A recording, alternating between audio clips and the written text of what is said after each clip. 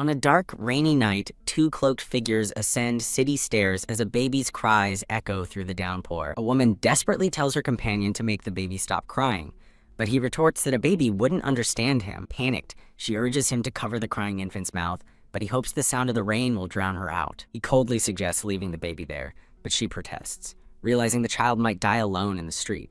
He insists with grim finality that there is nothing else they can do.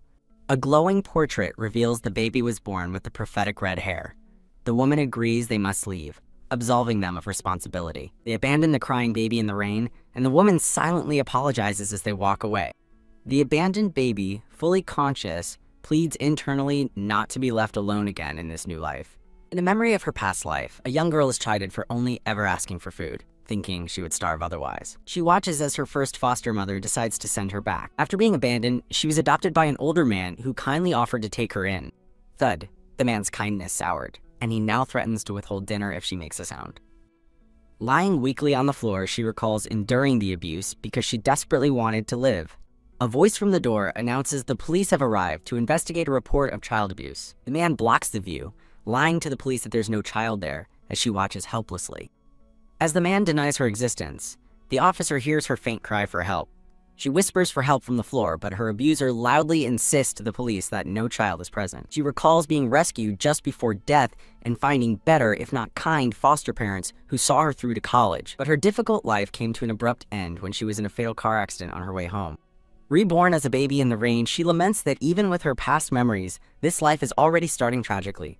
Abandoned for her hair color, she feels exhausted by her wretched fate and decides to end her own life. With a faint smile, she hopes her next life will be better.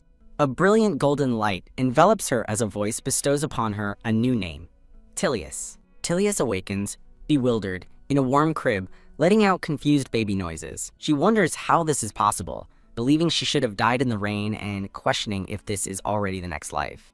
A man with long blonde hair greets her cheerfully as Tilius, a name she doesn't recognize. A pair of warm, gentle hands lifts her from the crib. The man holds Tilius, declaring he will be her father from now on, and she realizes he must have saved her. Held by her new father, Tilius is overwhelmed by a warmth she has never felt before. She has a sudden, startling realization. Tilius must be her new name. A woman with the same red hair approaches, noting that Tilius is awake, and Tilius marvels at their shared hair color. The woman gently caresses Tilius, calling her a lovely baby despite being abandoned due to a cursed prophecy. Embraced by her new parents, Tilius is overcome by their loving words, calling her their child. Tilius bursts into tears, unable to contain her emotions as she experiences true parental love for the first time. She is now Tilius Rose Linden, the youngest daughter of the Linden family. Tilius introduces her perpetually smiling older brother, the first son of the family, Kier Linden. Her other brother, Duluth Linden, is introduced as Kier's opposite, and he tells Kier not to bully Tilius. Kier protests that he wasn't bullying her, but was simply being affectionate. Tilius reflects that she initially misunderstood her brother's love as bullying, but has since grown used to their unique affection. Ah, chew. Tilius lets out an adorable tiny sneeze. Kier finds her sneeze incredibly cute, while Duluth immediately worries she has a cold, confirming for Tilius that their actions are rooted in love. Their mother calls Kier and Duluth to bring Tilius, whom she calls Tilly, for breakfast. Her mother, Julia Linden, lovingly feeds her homemade baby food, having taken over since their last housemaid quit. As Julia praises her for being an easy eater, Tilius reveals the shocking reason. The Linden family is completely penniless. Tilius knows that while they lack luxury, her loving family is worth more than anything. She remembers that red hair is considered cursed in this world, which is why she was abandoned. Tilius wonders if her family isn't superstitious, since her mother also has red hair, just as two other children call for her. She desperately wants to thank the people who saved her, but is frustrated that she can't even speak. Seeing her parents watching with amusement, Tilius decides an awkward waddle might be a good substitute for words. With great effort, Tilius takes her first wobbly step towards her loving parents. Tilius realizes there is one more peculiar thing she has noticed. Her father asks what has Tilius's attention, while Julia notes her amusement, and the brothers wonder if she's hungry, all with glowing suns floating above them. Tilius stares up in wide-eyed confusion at the strange phenomenon. She crawls toward her family, who all sit together with the mysterious suns floating above their heads. Staring at her father, Tilius internally questions what the hell the sun symbol is. Pat. In her father's arms, Tilius reaches for the sun above his head, but realizes she can't touch it. Julia, Kier, and Duluth wish her good night, their own suns glowing warmly. Tilius understands that her mom and brothers have them too, and wonders if she's the only one who can see them. Her expression hardens with focused determination. A new day dawns brightly over the town. Tilius struggles to climb a small stool in her room. She is determined to check the mirror to see if a sun floats above her own head. Straining, she reaches for the dressing table, thinking she's almost there. Julia suddenly scoops her up, gently saying her name. Julia holds Tilius, warning her it's dangerous to climb, while Tilius mentally groans at being caught. From her mother's arms, Tilius stares at the glowing sun above Julia's head. She resolves to figure out what the symbols on her family's heads are as soon as possible. She worries that the symbols might be harmful to her precious family. A memory of her family's peaceful, happy faces reinforces her protective feelings. Tilius is deeply thankful to her family for adopting her despite the superstitions surrounding her hair. Julia promises they will try again tomorrow, and Tilius babbles happily in response. A sudden noise from the entryway captures Tilius's attention. A man with a fur-collared cape greets Julia formally. His expression sours, and a dark cloud with lightning materializes above his head. Tilius stares in shock, wondering if that is a thundering cloud above him. The man, a marquis, speaks condescendingly to Baron Linden about his old mansion. He asks Baron Linden if he still has no intention of working with him. The Marquis makes a direct offer to help the Baron's career. He smirks, noting that he has already been rejected 3 or 4 times. Baron Linden calmly turns down the offer, reminding the Marquis it involved tax evasion. Baron Linden remains composed, unaffected by the Marquis's pressure. Peeking from behind a doorway, Tilius watches the tense exchange. The Marquis explodes, denying the accusation and mocking the Baron's title. Tilius sits on the floor, visibly annoyed at the man's insults. He reveals his plan is to use the ruined Linden family's name for his own gain, perhaps even for money laundering. Baron Linden calmly thanks the Marquis for his concern, but insists he is fine. He maintains a gentle, unwavering smile, refusing the illicit offer. The Baron proudly declares that his right-living family would never commit such an offense. Tilius watches with a determined glint in her eyes. Frustrated, the Marquis announces he is leaving and will never return. As Julia sees him off, Tilius recognizes a chance to observe the Marquis's head again. She internally urges herself to get a look at his head. Cradled in Julia's arms, Tilius cranes her neck to see the visitor. The Marquis storms out, angrily rejecting Julia's offer of refreshments as the thundercloud hovers over him. Tilius confirms her suspicion. The stormy cloud is still there. Slam! The door shuts loudly, startling Julia. Julia comments on the Marquis's surprising energy for his age. Tilius begins to form a theory. The weather overhead must represent the person's emotions. A promotional panel thanks the audience for reading and encourages them to visit the website. Tilius concentrates, internally summarizing that the weather symbols must have a specific meaning. She has a sudden, brilliant realization. The symbols are an expression of emotional state. Tilius celebrates her discovery, realizing she possesses an incredible new ability. Baron Linden reappears, sighing and apologizing to his wife for the earlier commotion. Julia approaches him with a look of concern, calling out his name. She asks if the Marquis really intended to help, but he clarifies that they were only meant to be scapegoats. Julia praises his decision, agreeing they cannot commit crimes for any reason. She holds Tilius, noting their new responsibility, while Baron Linden thinks about their difficult situation. Baron Linden resolves to sell half their territory if needed to support the family. Tilius is shocked, wondering how they can be so calm when she sees bright suns over their heads. She internally frets that they're too cheerful, knowing how difficult poverty is for a large family. Julia chides him for rejecting the Marquis so bluntly, but he simply calls her name gently. As her parents walk off, Tilia internally encourages her father to follow her mother. Julia continues to express her frustration, telling him that being too upright is also a problem. Tilius listens with a grim expression, thinking about how desolate the world can be. Seeing their loving faces, she feels certain they will live honorable, noteworthy lives. Tilius clenches her tiny fist, filled with a new resolve to help them. She understands her new power more clearly. It's the ability to read moods. Tilius plots to use her ability to make money, but feels helpless in her baby body. Trapped in her crib, she laments being too small and high up to observe people.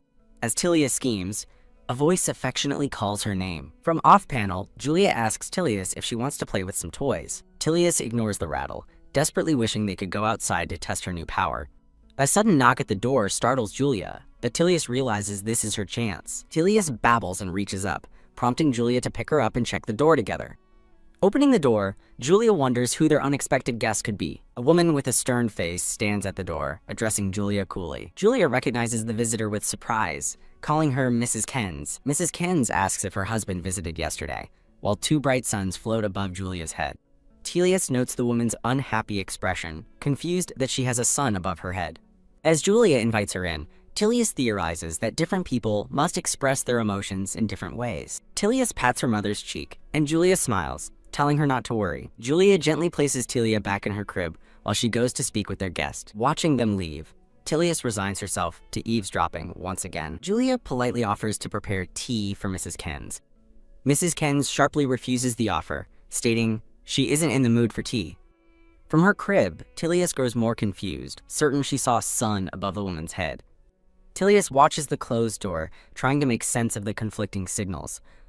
Mrs. Kens's hands tremble as she clutches her dress, pleading with Julia to be honest. Her face twists in rage as she furiously accuses Julia of cheating with her husband. Julia is left utterly speechless, only able to stammer in complete shock. Dia. Telius lets out a cry, horrified by the sudden, baseless accusation. Mrs. Kens continues to shout, demanding Julia answer the charge. Looking flustered, Julia asks Mrs. Kens what on earth she is talking about. Mrs. Kens glares, insisting the meaning of her accusation is perfectly clear. She reveals she knows her husband secretly visited the Linden house yesterday. In a jealous fury, she screams that he must have been there to see Julia. She clutches her necklace, her knuckles white with rage and suspicion. No, Julia cries out, vehemently denying the outrageous claim. Her expression is one of pure panic as she tries to fend off the accusation. Julia calmly refutes the accusation, clarifying that the Marquis didn't come to see her. She adamantly denies the claim, questioning why Mrs. Kens is doubting her. Julia explains he came on business to speak with her husband, not her. Her hand rests on her neck as she looks genuinely troubled by the situation. Mrs. Kens remains suspicious, pointing out that he left as soon as their conversation ended. The focus shifts to the intricate and expensive necklace Mrs. Kens is wearing. Overwhelmed by emotion, Mrs. Kens covers her face and begins to weep as Julia watches in shock. From her crib, Telius is stunned to hear Mrs. Kens confirm her suspicion. Her husband is having an affair. Telius internally scoffs, questioning who would have an affair with the old, unpleasant Marquis. She leans against her crib bars, continuing to eavesdrop on the dramatic conversation. Julia quickly moves to comfort the crying Mrs. Kens. Julia picks Telius up, who looks on with wide-eyed curiosity. Telius stares intently, her focus fixed on their distraught visitor. She's shocked to see a bright sun floating above Mrs. Kens's head, even as she cries. Waving off Julia's concern, Mrs. Kens says it's okay because she's crying anyway. Telius is utterly confused, realizing the sun symbol doesn't align with Mrs. Kens's obvious sadness. She puzzles over what the sun could represent, since both her happy family and the sad Mrs. Kens have one. Telius mentally compares Mrs. Kens's sun to the Marquis's thundercloud, trying to understand the difference. Mrs. Kens's expression hardens into one of furious resolve as she vows to find her husband's mistress. She clutches her dress tightly, her knuckles white with rage. Surrounded by glowing light bulbs, Telius has a major breakthrough. Held in her mother's arms, Telius internally cheers, certain she's figured it out. She triumphantly concludes her ability must be a wind radar for detecting cheaters. Mrs. Kens's stern expression softens as she looks at Telius and calls her cute. Apologizing for her abrupt visit, Mrs. Kens leaves, wishing Telius well against the prejudice over red hair. Thud, the door closes, leaving Julia holding Telius in the quiet entryway. Julia sighs, noting how weak Mrs. Kens seems and hoping the Marquis comes to his senses. Telius babbles excitedly, thinking that checking her own symbol will be the final proof. Noticing her gaze, Julia asks if she wants to look in the mirror. Julia smiles warmly and agrees, carrying Telius toward the dressing table. A floral transition panel marks a brief passage of time. Telius refines her theory. The sun means someone has no intention of cheating. Held before the mirror, Telius is confident she'll see a sun above her own head. Her eyes widen as she finally sees her own reflection clearly. She internally gasps, completely shocked by what she sees floating above her. In the reflection, a vibrant rainbow hovers over Telius's head instead of a sun. Staring back at her reflection, she wonders in disbelief if it's really a rainbow. She continues to stare, confirming that a rainbow is indeed hovering over her. Blushing, Telius wildly speculates if a rainbow means a colorful love life or even a harem. She quickly tries to calm herself down, realizing she needs to figure out more before jumping to conclusions. Tilius reasons that a rainbow is a much harder symbol to decipher than a sun or cloud. She loses her balance and falls onto the dressing table as a startled Julia shouts her name. The scene transitions to a bright, sunny day over the town. The Linden family enjoys an outing in the bustling town square. Kier looks back at his sister, affectionately calling her cute. Dressed in a squeaky bunny suit, Tilius is mortified to be led on a harness by Duluth. She internally complains about the embarrassing safety harness, insisting it's not a walk. Two passing women coo over Tilius, making her feel like a public spectacle. As Duluth happily chats with one of the women, Tilius silently begs him not to introduce her. An unseen hand offers Tilius a large, colorful lollipop. A woman in a wide-brimmed hat smiles, offering candy to a cute baby. Another cheerful woman kneels down, presenting a large, swirled lollipop.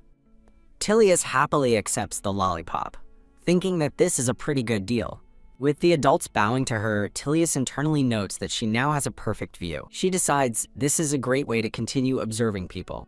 A kind woman comments on how cute she is, but Tilius sees a thundercloud above her head. A young man remarks on how well she walks, and Tilius sees a simple cloud over him without rain. Tilius internally categorizes the weather signs she sees on various people, noting suns and clouds. Exhausted, she sits down, disappointed that no one else has a rainbow like her.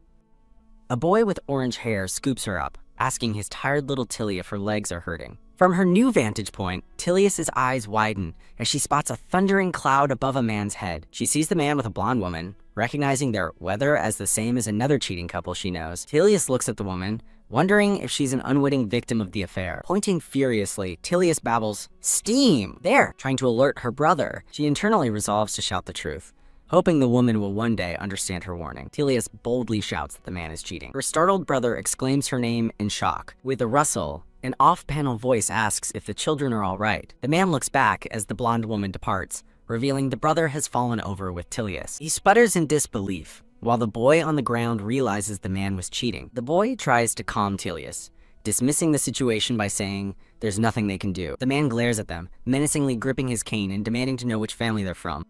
His threat hangs in the air as he snarls, "You little." The brother's expression hardens as he protectively holds Tilius. The man repeats his question, and Tilius stares back with wide, worried eyes. Standing tall, the boy introduces himself as Kier Linden and apologizes for any discomfort. The man angrily grabs Kier's arm, scoffing that an apology isn't enough. He sneers at Kier, calling him the unimportant son of a shabby baron. The man declares that such disrespectful children need a good scolding. As he raises his cane to strike, Tilius thinks in terror that he's going to hit them. With a steely gaze, Kier catches the cane just before it lands. The man flinches, shocked that the boy stopped his attack. Kier calmly points out that he is holding a baby. In front of a gathering crowd, Kier stands his ground, holding both Tilius and the cane. The scene focuses on Kier's planted feet. Kier looks down with a calm, determined expression. He internally expresses surprise at the man's weakness or his own unexpected strength. Surrounded by flowers, Kier's expression softens as he smiles and calls Tilius's name. His determined gaze returns as he tightens his grip on the cane. The man is stunned, wondering how a child could possess such power. Panicking as onlookers whisper, he struggles to pull the cane back, demanding Kier let go. Snap Kier effortlessly breaks the cane in two with his bare hands. The man collapses to the ground with a groan as Kier stands over him, holding Tilius.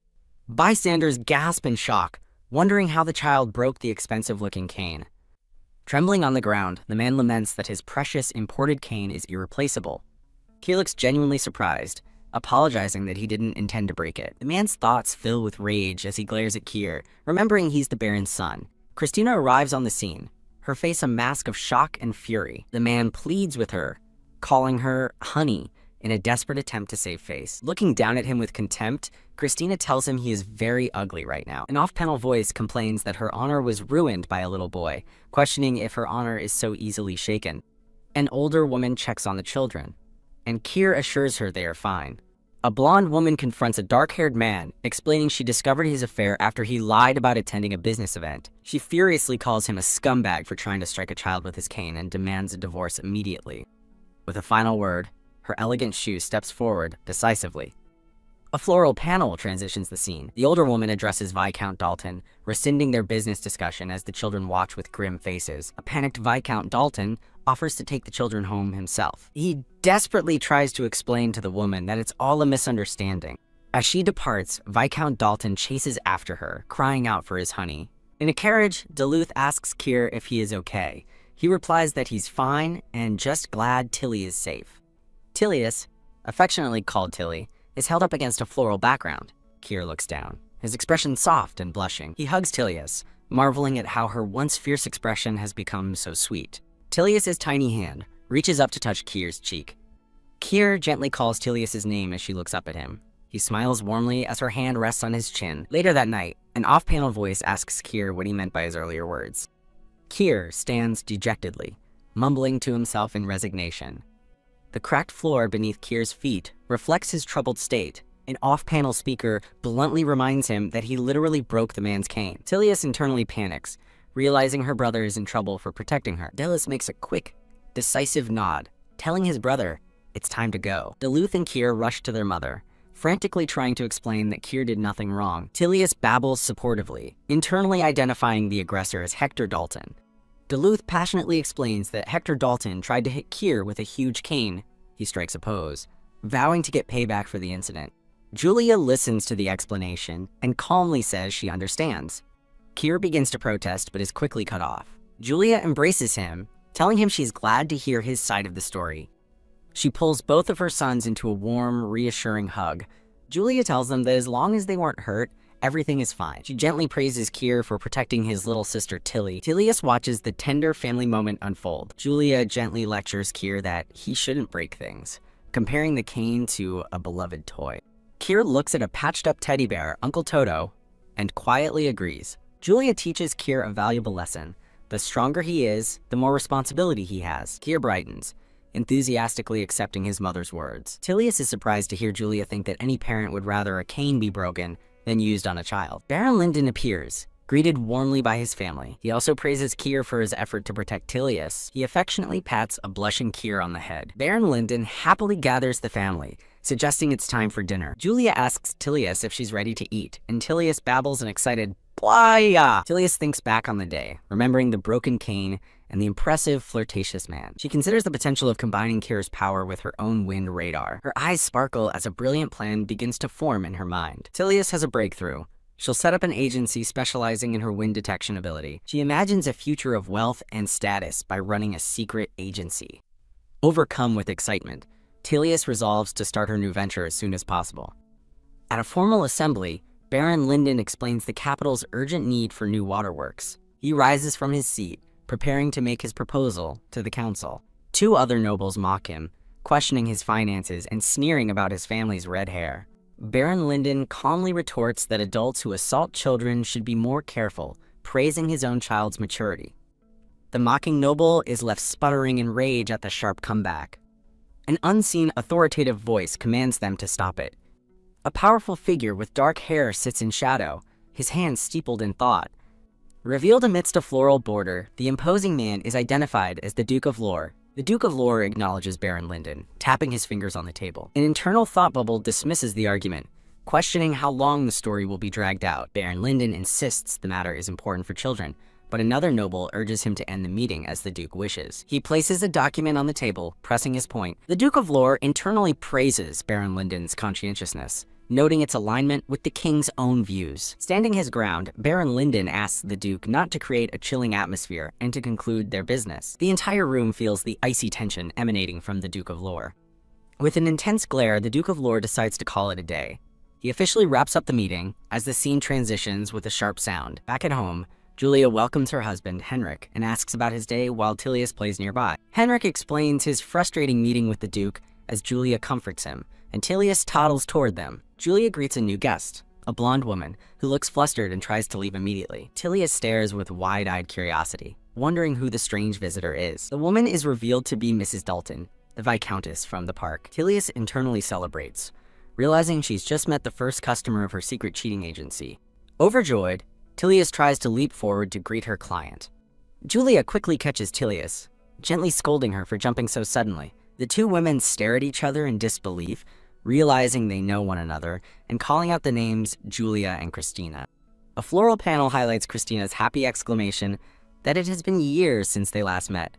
Julia and Christina have a joyful reunion, with Julia expressing shock that her old friend lives in town. The emotional reunion continues as they embrace, both overjoyed by the chance encounter. Christina smiles warmly, thrilled to be reunited with her long-lost friend.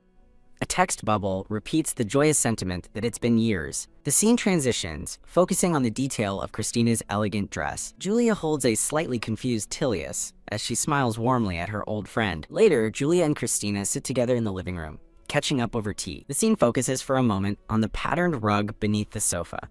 As she adds sugar to her cup, Christina reminisces about memories she will never forget. Stirring her drink, Julia quietly agrees that she feels the same. Christina explains she actually came to the house to thank the children for what happened.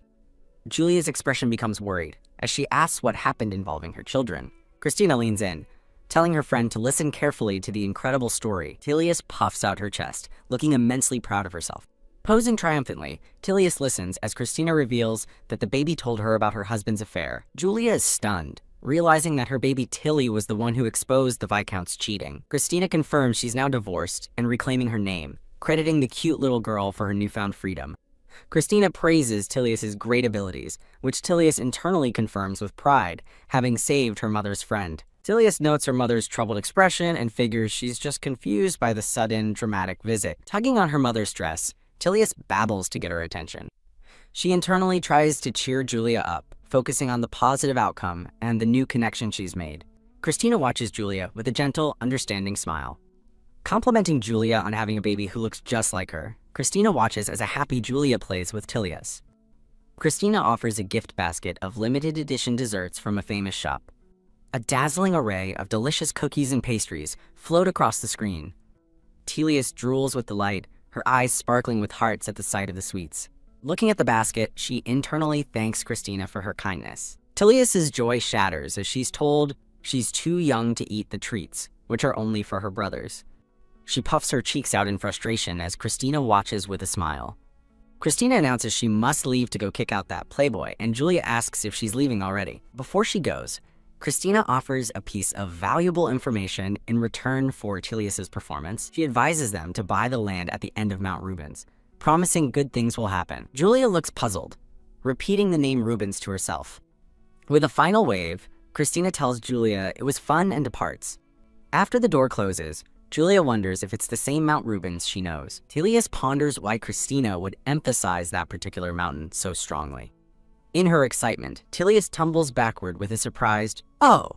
She grumbles internally, frustrated that her mother doesn't understand what she's trying to communicate. A promotional panel displays cover art for 2 other Manhwa series. Tilius recalls that Mount Rubens is a barren wasteland, and worries that Christina is trying to trick them. She reconsiders, remembering Christina's confident expression and the sincerity she felt from the dessert gift. Tilius clenches her fist with determination, deciding the cheap, worthless land is a risk worth taking. As the sun sets on the estate, a voice calls out to Julia. Henrik asks his wife how her reunion with her long-lost friend went. While feeding Tilius, Julia happily recounts that they just caught up on old times. Over dinner, Julia mentions Christina's advice to buy Rubens' land, but Henrik dismisses it as a worthless, ruined area. Tilius waves her arms frantically, trying to insist that the land is an important real estate investment. Her mother completely misunderstands, asking if she needs her mouth wiped, much to Tilius's muffled protests. Pointing emphatically, Tilius tries to say the word for land. She stares at her parents, desperately hoping they finally understood her. Julia and Henrik can only exchange confused glances. Julia muses about when Tilius will learn to speak, while Tilius fumes internally over her communication struggles. Watching from across the table, Duluth calmly interprets Tilius's babbling, suggesting she wants to buy the land. Tilius nods eagerly, shouting an affirmative, "Daya." She internally celebrates, realizing Duluth is a genius who can translate her baby talk and will be her professional interpreter. Duluth confirms Tilius's request to his mother, who smiles in amused disbelief. A flashback shows Christina's parting words, telling Julia to remember her advice. Another memory surfaces of Christina's belief that Tilius possesses great abilities. As Julia's thoughtful expression is shown alongside Tilia's, a connection begins to form. Julia grips her fork, realizing that if Christina's experience wasn't a coincidence, then Tilius truly has a special gift. Julia turns to Henrik and declares that she wants to live on that land, trusting her friend's conviction. Henrik worries it's too risky, but Tilius babbles her enthusiastic approval. Tilius looks on with shining, hopeful eyes as a soft blush appears on her face. Overwhelmed by her earnestness, Henrik stammers that it's a dangerous idea.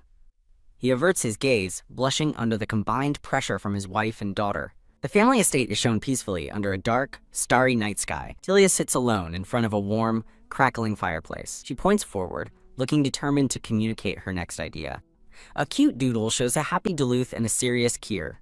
Kier sits patiently as Tilius internally tries to explain that she can see a weather cloud above his head. An off-panel voice calls her name as Tilius dramatically collapses onto the floor, utterly exhausted. She internally complains about how much energy it takes to be a baby and tries to force herself to sleep. A promotional panel shows Julia lovingly holding a baby as a red-haired boy watches from below. In a warm, sparkling room, Julia cradles Tilius while a young boy sits before them. Peeking over her mother's shoulder, Tilius hears someone call her name, Tilly. Duluth reassures Tilius that she doesn't need to rush to learn how to talk. He stands with his hands on his hips, ready to support his sister. Later that night, Julia holds Tilius by her crib, looking out the window into the dark. Tilius internally resolves that she first needs to explain her plan to make money with her ability. With a gentle smile, Julia wishes her goodnight. Tilius sleeps peacefully under a shower of glittering lights. She reflects that she should have put this much effort into her previous life. Memory of her former faceless family surfaces, a pregnant mother, a father, and herself. She recalls the constant feeling of being a distant outsider in her past life. In contrast, a portrait of her current, loving family shines brightly. She thinks gratefully of how this family, though not her blood, saved her and treats her with kindness. Surrounded by flower petals, Tilius beams with pure happiness. Now in her crib, Tilius reaches up toward her mother with a happy babble. Bam! Suddenly, a red object splatters against the window, startling Julia. Panicked, Tilius internally shouts that this is a serious problem. More red objects, tomatoes, smack against the glass with a splat. Julia holds Tilius while Duluth reports that this happened before, with an old lady throwing an egg, noting it's bad luck that Henrik is out. He trembles, clenching his small hand over his chest as he tries to stay calm. Kier enters the room, his face a mask of shock at the sight of the messy window. He glares outside, angrily thinking that the people responsible are terrible.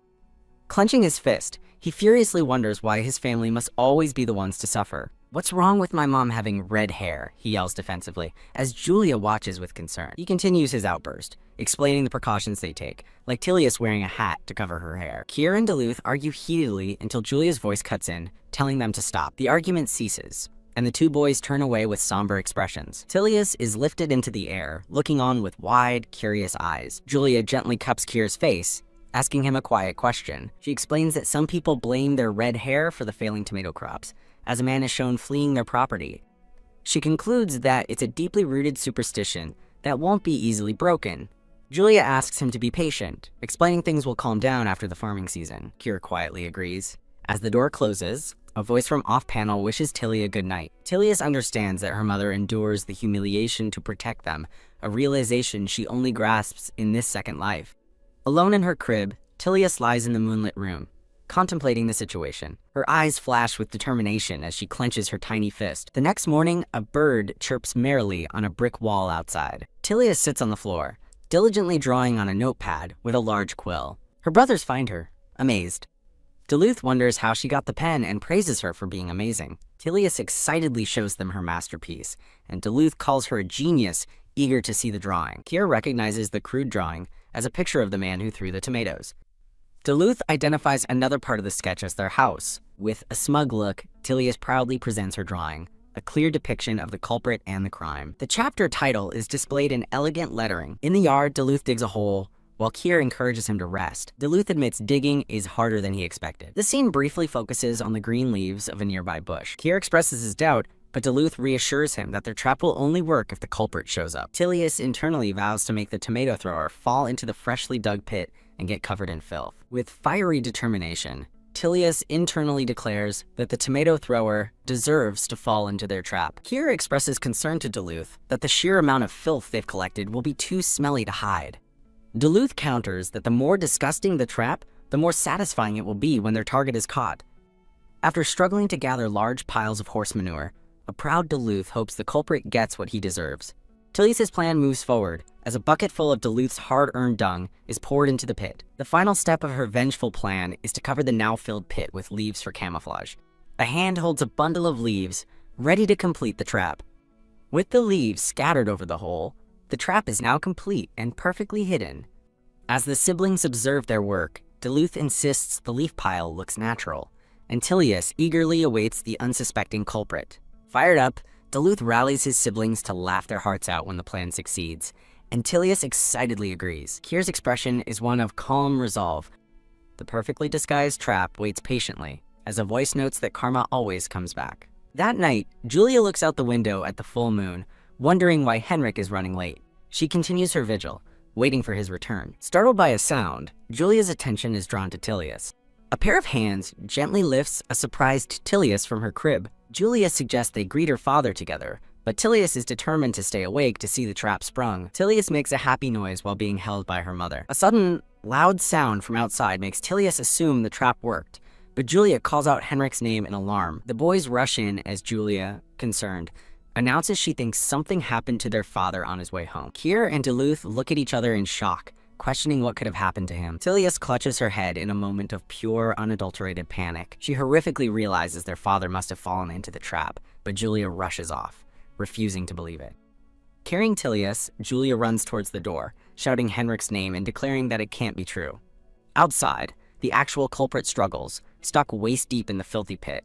He manages to pull himself free from the muck, cursing his misfortune. Back inside, the family hears a scream, and Duluth asks his mother if she's okay. Kier and Duluth decide their mother must have misheard the noise from outside. Thinking the culprit fell, Tilius gives a sly thumbs up as her brothers smile, relieved that the commotion has passed. Tilius smugly gives a thumbs up, satisfied that the man fell, while her brothers exchange happy glances. Julia tells the children it's all thanks to Tilly, and that they'll clean up the evidence tomorrow. A voice from outside calls out, "Honey, Dad." Henrik stands outside with his horse, holding an envelope and smiling warmly at his family. He asks Julia if she came out to welcome him, clearly touched by the gesture. Henrik explains he successfully bought the land and was only delayed because the elderly seller walked slowly. The beautiful, official land document is revealed, confirming their ownership. Tilius realizes that with this document, their family can finally become rich. Surrounded by sunflowers, Tilius happily cheers that her daddy is the best. She throws her arms up in a joyful celebration. Henrik is completely overwhelmed with emotion as he hears Tilius repeatedly calling him the best. He stumbles back in shock, realizing Tilius just called him daddy for the first time. Thump. Overcome with emotion, Henrik collapses to the ground in a dead faint. Tilius looks on in disbelief, wondering how her father can survive with such a weak heart. The scene transitions to a bright and sunny morning. A carriage wheel spins, signifying the family is traveling somewhere. An off-panel voice gently asks if Tilly is awake. The voice continues, remarking on how lovely the weather is. Julia pushes Tilius in a stroller through a field of flowers, flanked by a relaxed Kier and a smiling Duluth. The scene lingers for a moment on the beautiful flowers lining their path. Waking up in her stroller, Tilius wonders where she is and why her family was waiting. During a family picnic, Julia explains they're celebrating because something good happened on a beautiful day. The scene transitions under a bright blue sky.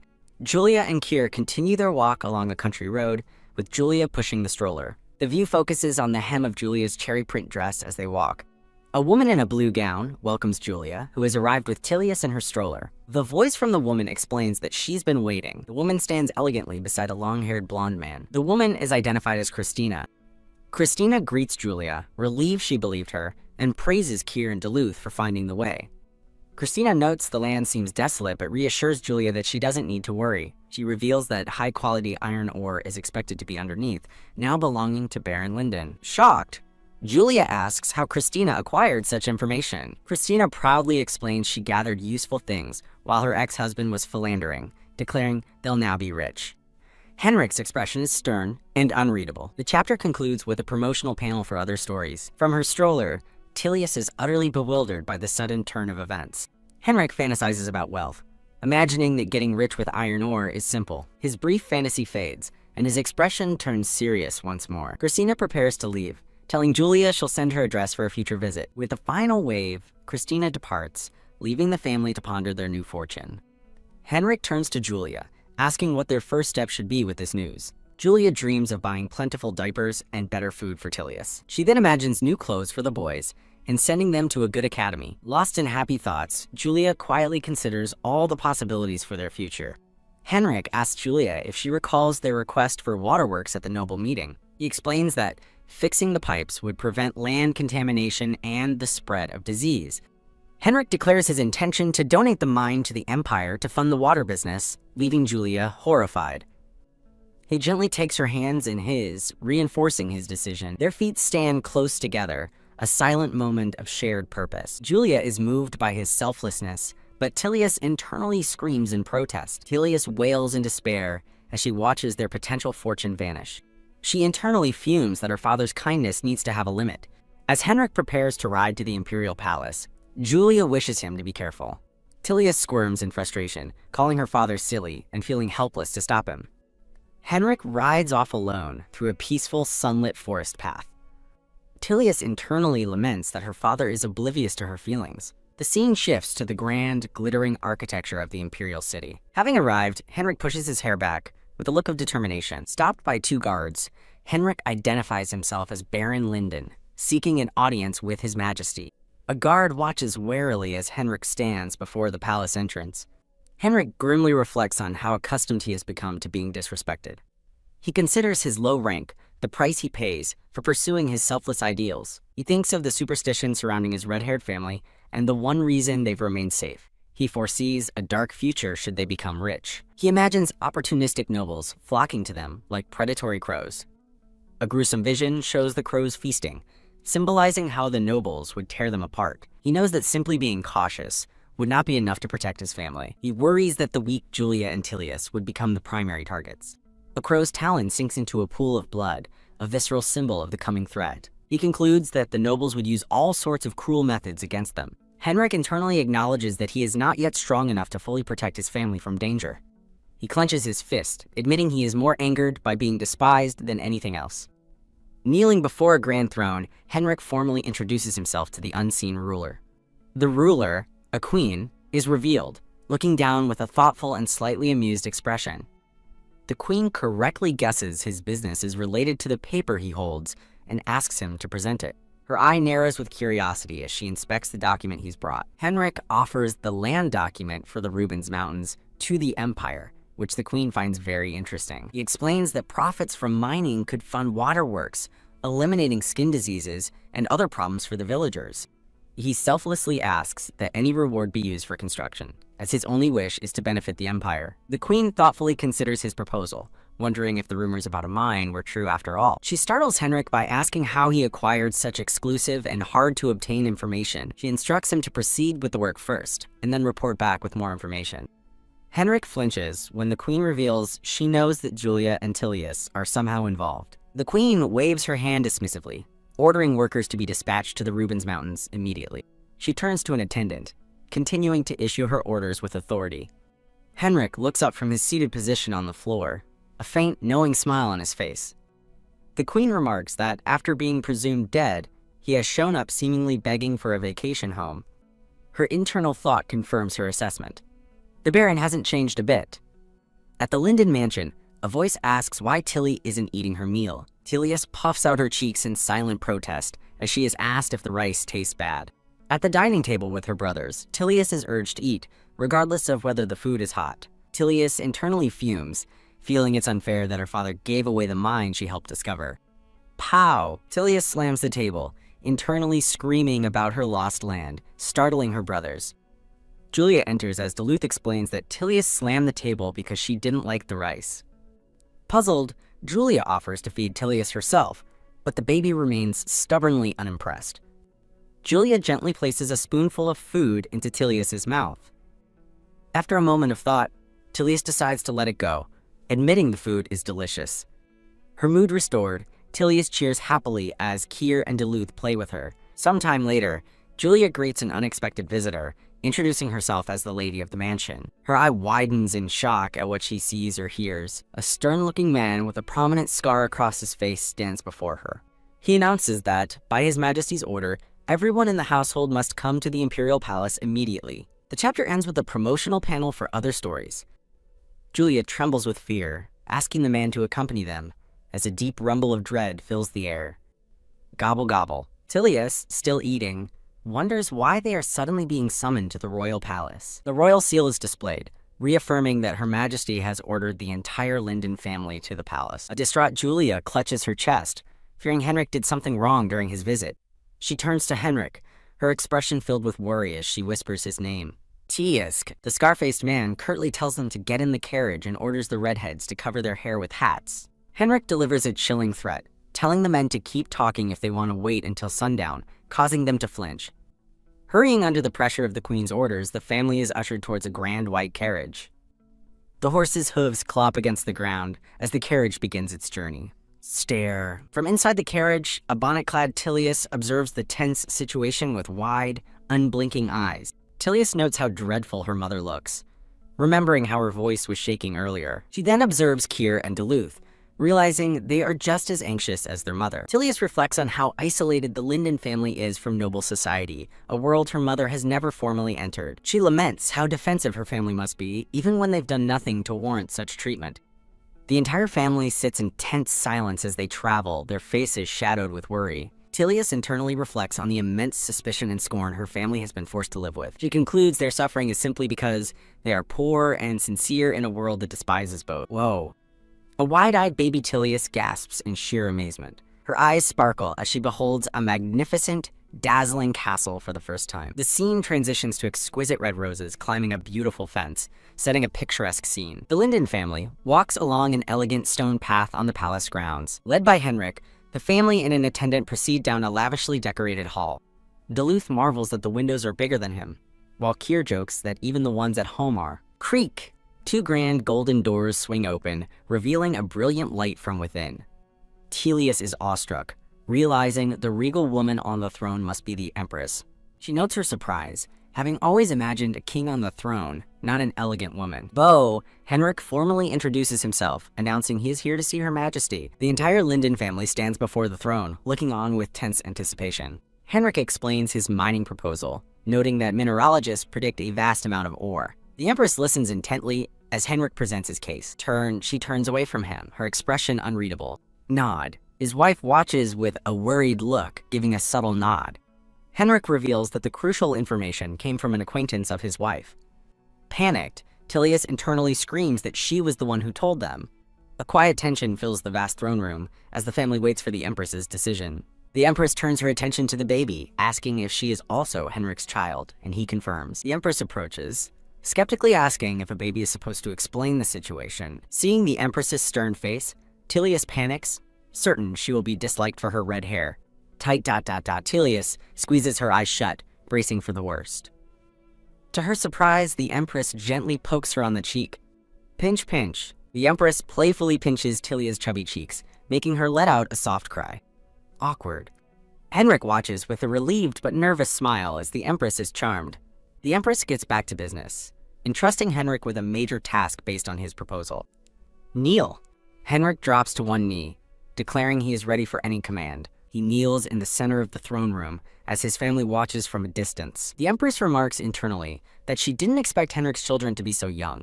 Henrik maintains a confident expression, awaiting his orders. The Empress reviews the document outlining the proposal. She notes that the mine is crucial, as scholars expect new, valuable ores in addition to iron. Admitting she underestimated him, the Empress praises his competence and apologizes for neglecting his family. She confirms part of the ore will be used to build a requested water supply facility. The scene flashes to shimmering gems, symbolizing the project's value. The Empress officially entrusts the entire project to him, demanding proper results. She reminds him to be ready for the task he proposed.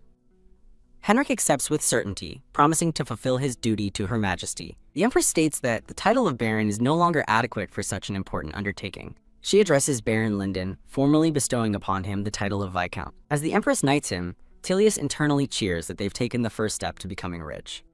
She cackles with glee, imagining herself swimming in a sea of gold coins. The Empress informs him the ceremony is tomorrow and that he should begin work right away. Henrik bows his head, vowing to faithfully follow her orders. With his hand on his heart, he solemnly accepts his new station and responsibilities. The Empress dismisses him, granting him his first salary as a Viscount. She watches him leave with a slight, satisfied smirk. The scene softens, filled with flowers, as a hopeful thought appears. As his family walks away, Henrik reflects that he may have found a true hidden jewel by his side. The royal guards watch as the family's carriage awaits, bidding the new Viscount and Viscountess farewell. Julia, holding Tilius's hand, observes how differently the knights are treating them now. With a gentle smile, Julia walks confidently through the palace grounds. Henrik shares a similar warm and knowing expression. Standing together in a field of flowers, Henrik tells Julia it's all thanks to her, but she disagrees. Julia's thought continues, revealing she worried she was only blocking his way. The scene transitions, with a flourish of colorful flowers. Henrik promises to achieve better results and make Julia happier than ever before. Julia smiles warmly, telling him not to overdo it because she feels the same way. Henrik thanks her and asks Viscount Linden if they can go home together. Julia happily accepts his invitation as they hold hands. Clink.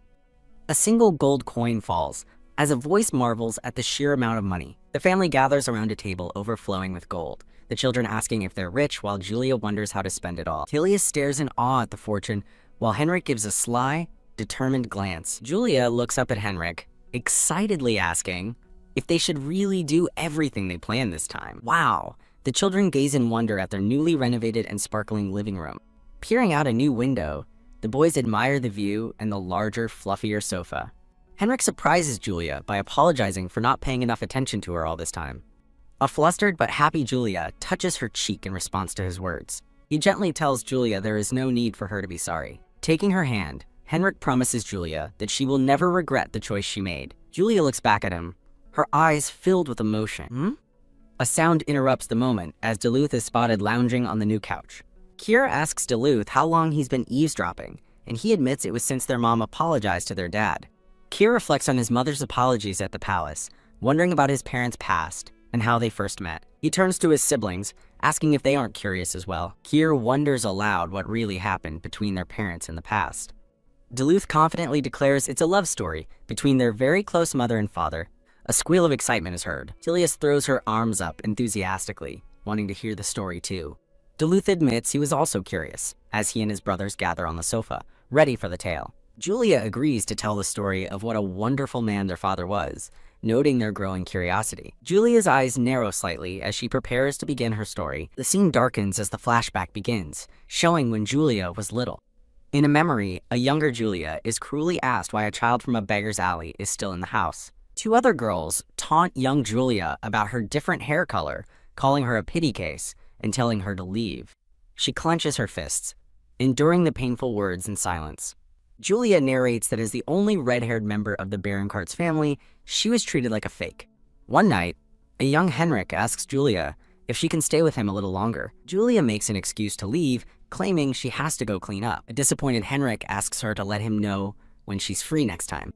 Julia recalls liking Henrik Linden, but avoiding him to protect him from the trouble surrounding her. She compares her feelings to mango tulips, showcasing their expected red and yellow colors.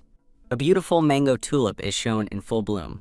Julia remembers how his kindness, beautiful like his hair, brought her happiness during difficult times. Her life changed when a new child arrived, asking if this was the Baron Kartz's house. The girl introduces herself as Deli, her father's illegitimate child, sent there by her mother's will. Julia describes Deli as having a brighter personality and resembling their father, leaving Julia the odd one out with her red hair. The family began to favor Deli, and Julia narrates that she and the other girls slowly switch places. The scene shifts to a quiet, empty room, symbolizing a change in the household. In a furious confrontation, Julia's father accuses a woman of switching babies years ago, thus making Deli appear to be the illegitimate child. Julia frantically defends a maid, pleading with her father to stop blaming her for the baby switch. Her father explodes in rage, viciously calling Julia a red-haired bastard for her defiance. Julia winces, her eyes shut tight as she absorbs the cruel verbal blow. Suddenly, a young Henrik steps in, physically stopping Baron Kartz's hand from striking Julia. Henrik's voice reveals he's researched everything and knows a baby switch is impossible, condemning the Baron for trying to hurt his own daughter. Looking the Baron in the eye, Henrik furiously declares that he doesn't deserve to be Julia's father. Henrik stands protectively between the furious Baron and a frightened Julia, who tends to the maid on the floor. He recalls always noticing how Julia was treated like a servant and berated, a truth he had tried to ignore. When Baron Kartz accuses him of being insolent, Henrik retorts that the Baron is the one who truly looks down on people, especially Julia. Tremble Henrik declares the conversation over, telling the enraged Baron that he has forfeited his right to be a father. The Baron screams that Julia is his daughter and that Henrik should mind his own business. Henrik fires back, pointing out the hypocrisy of him claiming her now after just disowning her. Turning to Julia, he tells her she deserves better than this disrespect and asks her to leave with him right now. Surrounded by a cascade of yellow roses, Henrik extends his hand to Julia, offering her a chance to escape. Julia narrates her painful reality. Her own blood relatives never accepted her, treating her as secondary to the other child. She takes his hand, finding a connection with the one person who has ever defended her. Inspired by his bravery, Julia finds her own courage and firmly accepts his life-changing offer. She recalls the warmth of his hand in hers, a feeling of strength that made her believe anything was possible. Their new life wasn't easy, as Henrik's mother furiously berates him for bringing Julia home and offending Baron Kartzi. To be with Julia, Henrik calmly renounces his family and title, a shocking sacrifice Julia never anticipated. Creak.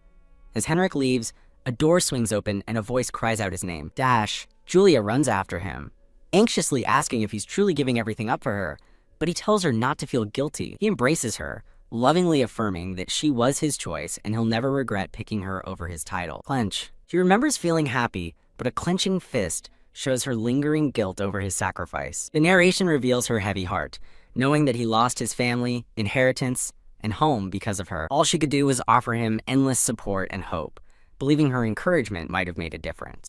In a warm embrace, Julia concludes her story, explaining that through tireless work, Henrik earned a new Baron title from the Empress. Back in the present, Keir and Duluth are captivated, calling their parents' story romantic and amazing. As Julia blushes, Keir wisely comments that only those who look past the curse could see her true charm.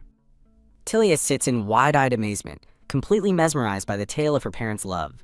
Bright, framed by sunflowers, Henrik and Julia's love seems to shine more brilliantly than ever. The scene shifts back to an earlier moment, with Tilius sitting alone at the dining table. A flashback shows a tired Julia struggling to get a fussy Tilius to eat. Julia gently coaxes Tilius, reminding her she can't eat with her mouth clamped shut. Tilius suddenly raises a determined fist, ready to make a powerful declaration. Tilius silently communicates her desire to see her daddy, leaving Julia shocked and wondering how she knew. Delighted, Julia agrees they should go immediately, telling a surprised Keir to get his brother ready for a visit. A sparkling wardrobe is opened, displaying a colorful collection of dresses for their trip. Fumble! As Tilius watches, Julia excitedly considers wearing matching outfits with her daughter. With a bright smile, Julia holds up a dress, calling for Tilius to look at her choice. She proudly presents a very frilly pink dress, to which Tilius internally screams her disapproval. Their family carriage travels through a beautiful town square under blooming cherry trees. In the carriage, Duluth challenges Keir to a game with a finger flick penalty, but Keir protests it's too harsh. Tilius internally notes how much happier everyone seems compared to their trip to the palace, attributing the change to learning their parents' history. A close-up reveals Julia's serene and joyful expression as she travels. Tilius concludes that her daddy must miss her mommy just as much as they miss him. They finally arrive at a desert work camp, where a voice announces it's time to get off. Julia, holding Tilius, smiles as she looks out over the bustling campsite.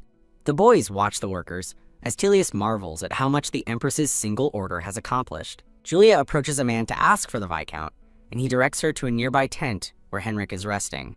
Julia tells Keir and Duluth to wait for her as she goes to get their father, and they agree. Lift! Julia peeks into the tent, calling for Henrik before nervously correcting herself to Viscount. A woman's voice reassures Julia it's fine, while Tilius wonders who she is and why she's with her daddy. Inside, a woman in a striking red dress sits across from Henrik, laughing. Julia's expression hardens slightly as she quietly says Henrik's name. Dad Tilius shouts with joy, and a smiling Henrik turns, surprised to see Julia and Tilly. Henrik explains he was in a meeting and didn't hear them arrive, then asks Julia about the lady inside. He offers to introduce the woman, explaining she's an advisor for the project who used to own a mine. Surrounded by roses, the woman smirks, introducing herself as Countess Ivy LeBeau. Henrik proudly introduces his wife, Julia Linden, and Ivy smiles, saying she has heard a lot about her. Ivy clarifies that she's only there to offer her expertise on the project, telling a nervous Julia not to misunderstand. Tilius glares, internally questioning Ivy's intentions and her strange choice of words. Rumble. With a dark cloud over her, Ivy covers her mouth and insists her intentions are pure. Ivy expresses concern that Julia and the children's presence might hinder the Viscount's important work. Tilius puffs out her cheeks, fuming with righteous indignation. Henrik listens with a calm but unreadable expression. Embracing his family, Henrik lovingly states that seeing them only heartens him for his work. Both Julia and Tilius beam with happiness at his reassuring words. Tight! Henrik's grip on Julia's shoulder clenches as he sends a sharp glare sideways. Hold! Ivy gently places her hand on top of Henrik's. With a confident smile, Ivy smoothly removes Henrik's hand from Julia's shoulder. Duluth steps forward, noting that he thinks Tilius wanted their mother to check on their father's hand. Kier and Duluth arrive, with Kier holding a first aid kit and remarking on their mother's preparedness. Julia's worried face transforms into a warm, determined smile as she agrees to help. Dab! Dab! Julia gently treats Henrik's hand, telling him to take care of himself while he jokes that her care might prevent an injury. Nibble! Ivy bites her gloved finger, her eyes sharp with annoyance. Rumble-Tilius glares at Ivy, thinking that her grumbling is useless. Intrigued, Ivy turns her attention to the children, asking if they want to see something interesting she found. She approaches the boys, finding Tilius dangling Tilius by her clothes like a piece of luggage. Tilius struggles to form a word, starting with Luby. Ivy laughs, asking if Tilius already knows gems, but Duluth whispers to Kier that Ivy doesn't seem to know what a ruby is. Duluth proudly states Tilius's first word will be for her parents, just as Henrik lifts her into the air, causing Ivy to tremble with fury. Ivy turns away, her expression cold and calculating. In a flashback, Ivy narrates that while the encounter was entertaining, she had no idea their paths would cross again. The scene focuses on Ivy's elegant back as she stands in her red gown. A dark, hazy backdrop appears as her narration ominously confirms their paths will cross again. Rumble. The scene shifts to a massive, dark castle, being struck by purple lightning during a violent storm. Chirp, chirp. The mood lightens as a new day begins with a bird singing outside a bright, sunny window. A frame of cheerful sunflowers celebrates the beautiful weather. Open, a younger baby. Tilius excitedly opens the window to greet the morning sun. Her bright eyes sparkle with delight as she takes in the lovely day. Standing by the window, Tilius happily asks her daddy if they're going to the palace. Henrik stands nearby, enjoying a warm drink in the morning light. Tilt. Tilius looks up at her father, curiously asking if he's talking about her. Pointing out the window, Henrik affectionately compares the beautiful sun to Tilius, who giggles at the compliment. Pat, he gently pats her head, adding that in his eyes, she is even more dazzling. A narration box reveals Tilius stopped eating baby food around this time, as a bowl waves goodbye. Duluth playfully quizzes Tilius, asking how many fruits there are if you have 2 apples and 4 pears. He praises a slightly older, laughing Tilius for getting the answer right. Waving eagerly, Tilius narrates that while some words are still hard, she finds it boring and is ready for the next question. A beautiful family portrait celebrates their unfading love, bringing the story's flashback to a happy close.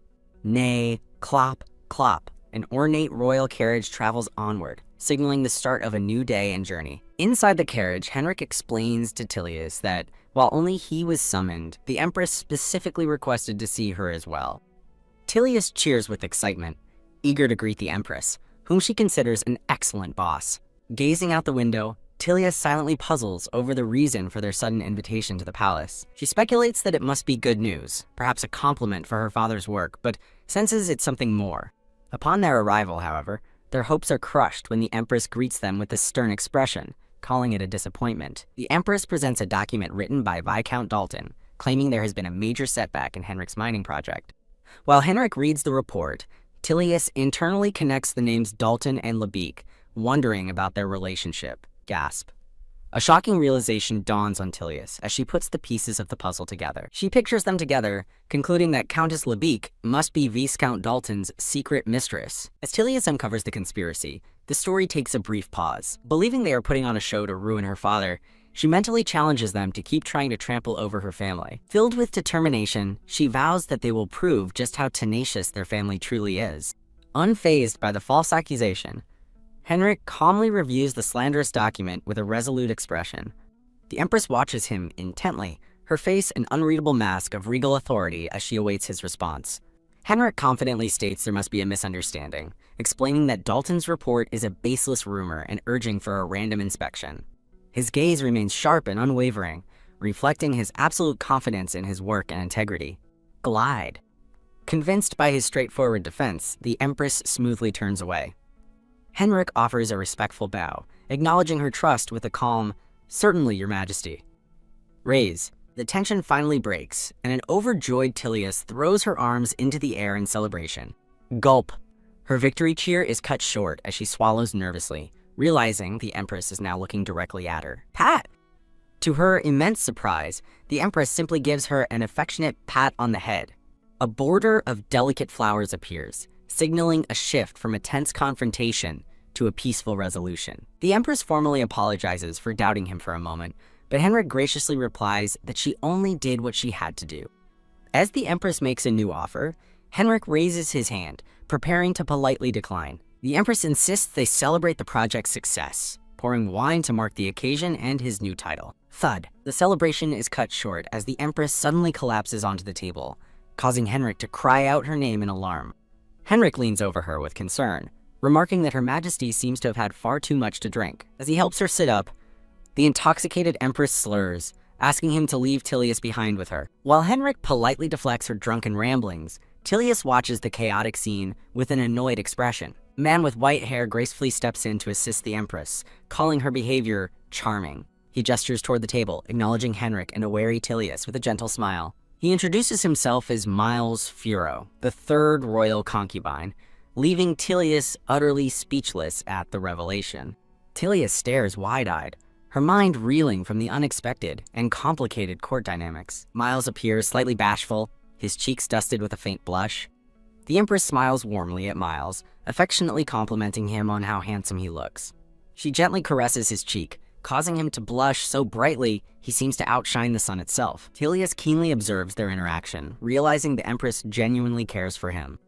Spill. Seeing a perfect opportunity, Tilius exclaims that her hand slipped and knocks a full glass of wine over. The red wine splashes across the table, spilling directly onto the Empress and creating an immediate distraction. Hustle-bustle, Tilius scurries about, adding to the commotion she orchestrated. A close-up reveals her mischievous and triumphant grin, her plan unfolding exactly as she intended. She sits primly at the table, watching an anxious Miles as he reacts to the chaotic scene. As the messy situation unfolds, the scene briefly shifts. The Empress gently wraps a cloth around a shivering Miles, expressing her concern that he might catch a cold. Hold! Miles clutches the offered cloth, a look of surprise and gratitude on his face. Using her wine-soaked clothes as a perfect excuse, the Empress playfully suggests they take a walk together. Strolling through the gardens, the Empress marvels at how much has changed in the 10 years since her last visit.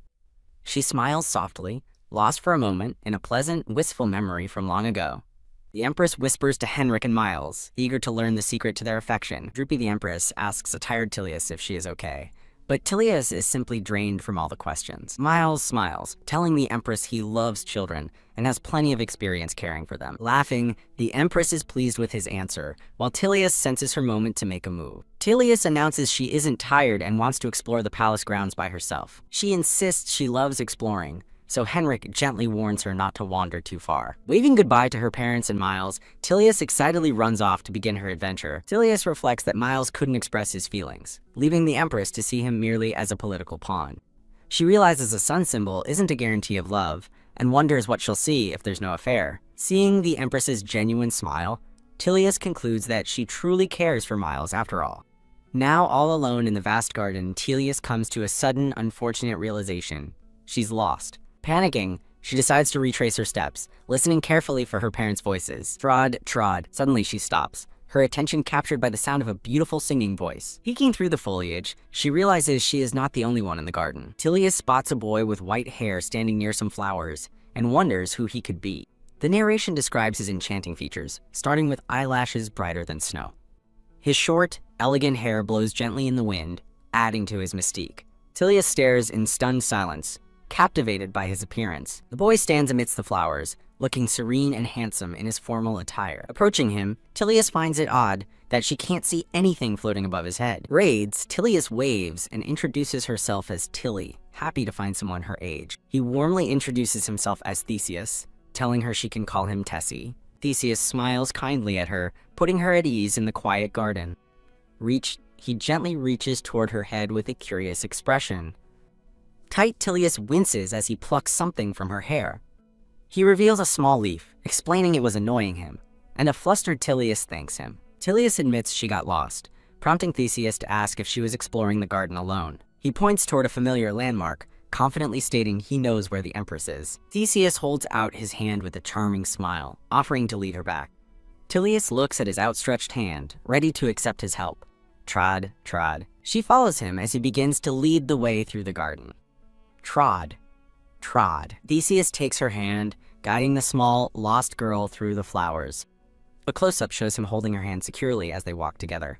As they walk, Theseus turns to ask her a question. Startled from her thoughts, Tilius responds nervously as he notes she was spacing out. Tilius asks him how he found her, worrying that her own singing had been too loud. She recalls hearing his beautiful singing and following the sound to find him. Theseus compares her voice to an angel's, revealing he was the one who followed her song. He laughs softly, clearly charmed by their meeting. The unexpected compliment makes Tilius blush, her mind briefly flashing to her brother Kier. He encourages her to sing loudly, admitting he wanted to hear more of her voice. While Tilius cherishes the compliment, he insists the honor of hearing her sing was all his. Theseus gazes at her kindly as he continues to lead her by the hand. Snapping back to the present, Tilius is surprised to see they have already reached their destination. A frantic Henrik rushes toward them, calling Tilly's name and explaining he'd been searching everywhere. In her father's arms, Tilius explains that she got lost, but a kind boy helped her find her way. She turns to introduce her new friend, only to find he has vanished without a trace. The path behind her is completely empty, leaving her confused. Safe with Henrik, Tilius looks around with wide, puzzled eyes. She thinks back to the mysterious boy, remembering the strangest thing. He had nothing on his head. A woman with red hair welcomes Henrik and Tilius home, asking about their trip to the palace, which he dismisses as just work. Julia expresses her relief that he wasn't summoned because of her, and Henrik lovingly reassures her that she has nothing to worry about. A document stamped clear signifies that all the problems with her father's work have been officially settled. Tilius celebrates her double victory, pleased that her matchmaking efforts were also a resounding success. Standing together, Henrik and Julia enter the room and ask how everyone has been doing. Kier explains that his brother is too attached to an old item to get a new one. The scene transitions to a peaceful, sunlit room within the house. Tilius stands before her parents, carefully holding a swaddled bundle with a solemn look on her face. A look of concern crosses Julia's face as she asks what trouble Viscount Dalton has caused now. Henrik internally recounts how Countess Lebeek leaked information to Viscount Dalton, who then filed a fake report, all stemming from his lingering rage over Kier. Julia scoffs at Dalton's petty resentment, attributing his bitterness to his recent divorce and inability to accept consequences. Julia's compliment about his handsome face leaves a very confused Henrik wondering what she means. Poke? Julia playfully teases Henrik, calling him a dummy for not understanding her affection. Drop. Tilius watches her parents' romantic moment in utter shock, dropping her bow. The room fills with hearts as Henrik and Julia share a sweet, loving laugh together. Reach. Tilius internally seethes about Countess Lebeek's betrayal, confirming she sided with Dalton to try and destroy her loving family. Clench. Tilius realizes Dalton's jealousy is the root of the problem, as her father's rising prestige threatened his own. Filled with a new sense of purpose, Tilius stands determinedly in the hallway. She wonders if she should leverage her unique ability by starting a fortune-telling business on the street. An illustrative panel depicts the key players in the recent family drama. Tilius crosses her arms deep in thought as she considers her options. In a flashback, a younger Duluth tugs on Kier's book, demanding he play with her, while he begs her not to rip it. The scene returns to the present, where Kier and his brother are focused on their studies. While drawing, Duluth explains to her brothers her ability to see different symbols, like suns and clouds, floating above people's heads. Her brothers listen with expressions of surprise and curiosity at her strange confession. The mood becomes slightly awkward as her brothers process the information, leaving a nervous Duluth to look on. Awkward. Her orange-haired brother finally understands, clarifying she meant cheating in the romantic sense. A sudden realization dawns on Duluth as the pieces click into place. She excitedly wonders if her ability is magic and if she might be able to learn other tricks as well. Filled with excitement, Duluth believes that with practice, she can definitely learn more. Kier and his brother offer their unconditional support, promising they will always be there for her, much to her surprise. Duluth reflects on how characters in comic books are always thrilled to discover they have magical powers. Her brothers decide it's best to keep her ability a secret, worrying about what might happen if others found out. Duluth contemplates the potential downside, dismissing the idea of being seen as an ominous magician with cursed red hair. As the days pass, two major changes are introduced to the family's household. The first change is the hiring of new staff to help with the cooking and cleaning. The new maids diligently tend to their chores throughout the expanded residence. The family's lifestyle improves, marked by lavish and beautifully prepared meals. A cheerful new tutor, with a bright sun above her head, introduces herself to the children as Eustace. The three siblings stand before Eustace in the library, ready to begin their education. Scribble Duluth eagerly anticipates the upcoming test and intensive study session. She reflects that while this level of care is normal for nobles, she never experienced it in her previous life. With a happy smile, she holds her quill, fully prepared to embrace her new educational opportunities. Eustace looks on in complete astonishment, covering her mouth in disbelief at Duluth's performance. Looking down at her students, Eustace proudly announces that Duluth is advancing so quickly she'll soon be starting multiplication. Block! A hand playfully covers Kyr's face to interrupt him. Eustace laughs heartily at the boy's antics, while a mortified Duluth wishes she could disappear. Julia smiles as she watches over the children's study session, where the brothers continue their playful bickering. Eustace reports to Julia that Kyr has high concentration, while Duluth excels at language, predicting both will make it to the academy. Smile, Julia beams with pride upon hearing the glowing report about her son's progress. Lift! Eustace smiles warmly, continuing to praise Duluth's impressive academic progress.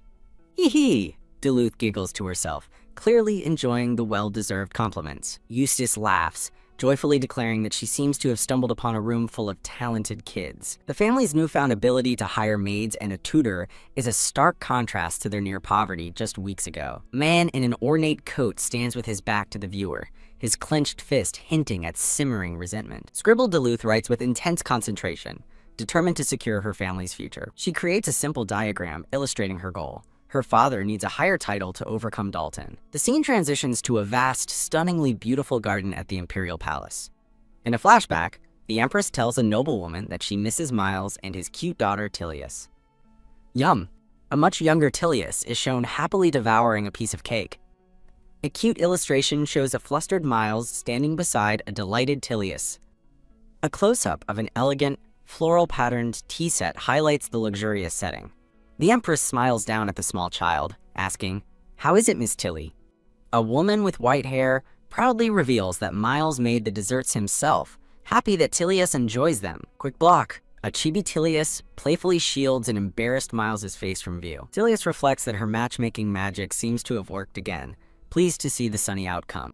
A bright sun symbol hovers near the Empress, confirming Tilius' successful matchmaking. Feeling indebted, the Empress asks Tilius if there is anything she wants as a gift. Tilius' face lights up with pure excitement at the Empress's generous offer. Spring Tilius brightly exclaims her wish for a party to celebrate the season.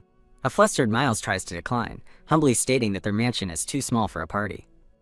An establishing shot reveals the magnificent scale of the Imperial Palace. Before Miles can object further, Tilius enthusiastically thanks the Empress, sealing the deal. The Empress laughs, affectionately telling Tilius that there's nothing she wouldn't do for her. Tilius recognizes this as a perfect opportunity to publicly showcase the Empress's trust in her father. The story pauses, building anticipation for the upcoming grand event. Slide back at home. Julia pushes a sealed envelope across the table toward her sons. You are cordially invited to celebrate the marriage of Miss Eleanor Vance and Mr. Alexander Reed, Saturday, the 25th of June, 2022, at 5 o'clock in the evening, St. Michael's Cathedral, followed by a reception at the Grand Ballroom, black tie optional. Kyr and his brother cheer in unison, ecstatic about attending their very first party. Julia voices her concern to Henrik that the large crowds might overwhelm their youngest child. Tap! Putting her hand on the invitation, Julia firmly tells Henrik that she will attend. She offers a gentle, determined smile, ready to face any challenge for her family. Henrik looks at his wife with an expression of profound love and admiration. The brothers buzz with excitement, agreeing they need to start preparing for the party right away. With perfect weather for an outing, Duluth is ready and eager to go shopping for the party. Julia happily declares that she's already found a boutique where they can buy the most beautiful outfits. However, a stern shopkeeper blocks their way, stating she does not allow people with red hair into her shop. While Henrik angrily questions the policy, Julia calmly accepts it, having expected such prejudice. Another customer waves a cheerful goodbye, highlighting the discriminatory treatment the family just received. Bow. The shopkeeper bows deeply to the other lady, while Tilius and her brothers watch. As the family turns to leave, A panicked voice suddenly shouts for them to wait. Look around. The confused shopkeeper frantically searches for the source of the voice. The scene shifts, revealing the dazzling interior of a different, far more luxurious boutique. "Oh my," Julia gasps, her eyes wide with wonder at the beautiful gowns on display. The very same shopkeeper, now weeping with relief, warmly welcomes the family of Viscount Linden and offers a discount. Tilius delights in the beautiful dresses, pointing out the delicate lacings and cute ribbons to her mother. A happy Julia suggests to Tilius that they should wear matching dresses to the party. "Yes, Mommy," Tilius cheers, her face alight with pure, unadulterated happiness. The scene arrives at a magnificent ballroom, bustling with nobles in their finest attire. An opulent dessert table is presented, praised as having an elegance and glamour fit for the palace. Tilius gasps in wide-eyed wonder, taking in the splendor of her first grand party. Julia admits her nervousness to Henrik, who lovingly reassures her that he's by her side. Julia asks Keir to watch his siblings while they greet guests, and he cheerfully promises to take care of them. An unseen guest's formal shoes step onto the ornate ballroom floor, signaling a new arrival. Tilius beams with happiness, standing proudly between her two smiling older brothers. A young boy with dark hair approaches, disdainfully calling them the Linden family and insulting them with cruel words. As Keir lunges forward in anger, a hand swiftly moves to stop him. Her orange-haired brother holds Keir back, while a frightened Tilius peeks out from behind them. The arrogant boy smirks, satisfied with the chaos he has caused. The orange-haired brother chides the boy for being rude before angrily shouting the name Lore. The boy, Jun Lore, indignantly announces he is the firstborn son of the Duke Lore family. But Tilius's brother retorts that Jun is the ignorant one. Tilius stands defiantly before her brothers, her expression firm and resolute. She internally fumes, her good mood completely ruined by the rude boy's insults. June appears completely flustered by the unexpected and confident pushback. Sunny, a bright sun symbol, appears above a blushing June as Tilius's power takes effect. Point Tilius boldly introduces herself as the youngest daughter of the Linden family. Done! She points an accusatory finger, ready to put the bully in his place. Another boy laughs mockingly at Tilia's declaration, but she coolly tells him to back off. New voices call out the names Tessie and Theseus from off-screen. Tilt, a boy with white hair, smiles warmly, happily surprised to see Tilius at the party. Theseus becomes flustered, realizing someone saw him with Tessie and quickly denies it. Theseus steps into the confrontation, looking at June and asking what has happened. Turned with a stern look, Theseus turns to June and demands to know if he caused the trouble. Hesitant, a terrified Chibi-Jun hesitates under Theseus's intense glare. Theseus offers a curt apology, which only infuriates Keir's brother, who yells that it isn't good enough. Oh, her orange-haired brother takes Tilius's hand and leads her away from the scene. The three siblings depart, leaving a conflicted Theseus and a guilty-looking Jun behind. As they walk away, Tilius glances back with a look of concern and confusion. Tilius reflects on the encounter, realizing she was too stunned by Theseus's intervention to speak. She resolves to find Theseus later and properly thank him for stepping in. As the children return to their father, a condescending voice interrupts them, mocking Henrik's new title. Growl, a formidable man with black hair and a red cloak, confronts Henrik, warning him to abandon the mining project. Henrik stares in shock, wondering about the identity of this imposing and hostile man. His mind races, trying to place the powerful figure who just threatened him so openly. An unseen partygoer reminds the man that he is interrupting a party held for Viscount Linden. The voice continues, emphasizing that the party is to celebrate the new Linden House title. The mysterious man crosses his arms, his glowing red eyes radiating pure menace. Henrik calmly thanks the man for his unsolicited advice. He then addresses the man by his title, Duke Lore, as Tilius looks on in shock. A quick flashback shows Jun's filthy head's insult and Duke Lore's warning about the mining project. Duke Lore adds a final insult, stating that if Henrik knew his place, he wouldn't have brought people with red hair to the party. A dark shadow falls over Tilius as she stands frozen, absorbing the cruel words. Her eyes widen in horror and disbelief at the Duke's blatant prejudice. Henrik's expression hardens into cold fury as he hears the insult directed at his family. Tilius senses a dark, cold sun over Duke Lore's head, an ominous symbol completely devoid of warmth. Henrik stands firm against the powerful noble, demanding that Duke Lore apologize. He angrily repeats his demand, stating that the Duke has insulted two members of his family. Trembling with rage, Henrik clenches his fist at his side. Duke Lore merely smirks, completely unfazed by Henrik's righteous anger. Flutter.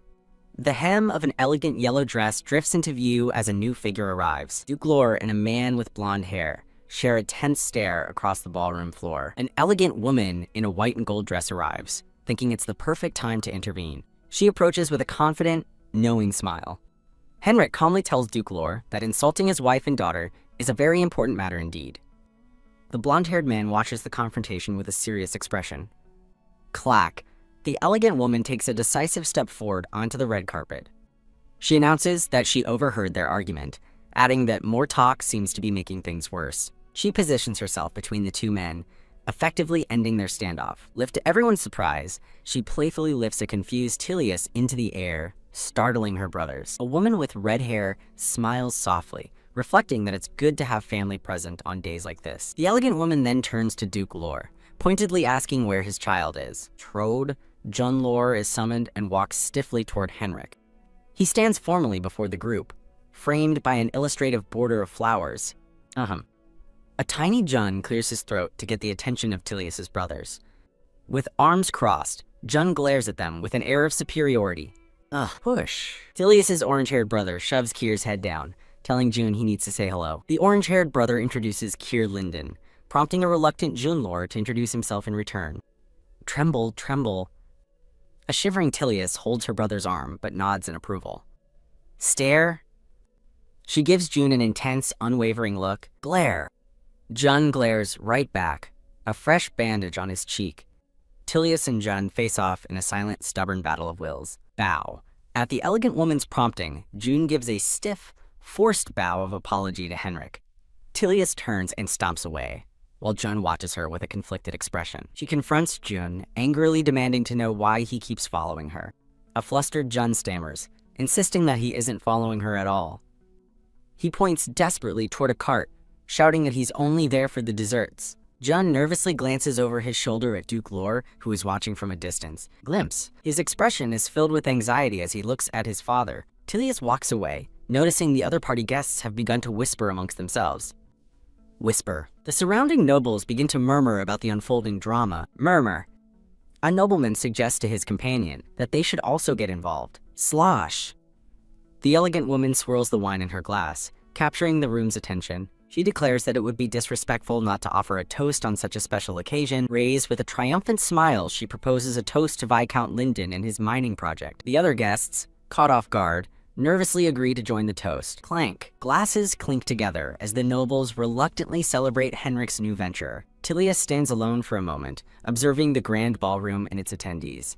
The blonde-haired man and the red-haired woman share a happy moment, smiling at each other over their wine. Tilius's eyes sparkle with wonder as she takes in the successful turn of events. Looking around the crowded room, she realizes she can no longer see Theseus anywhere. She finds herself momentarily alone, a small figure in the middle of the swirling crowd of adults. Whoosh, back in a different room. Tilius's brother boasts that Kier single-handedly dealt with Jun. Duluth listens to the children recount the events, telling them not to bluff, but the brother insists it's true. Duluth lectures the boys, warning that they can't fight everyone in noble society who angers them. The brothers cheer in agreement, and Duluth praises them for understanding the lesson. Kier's brother grumbles, admitting he hates that they have to beat the annoying Lore family with just words.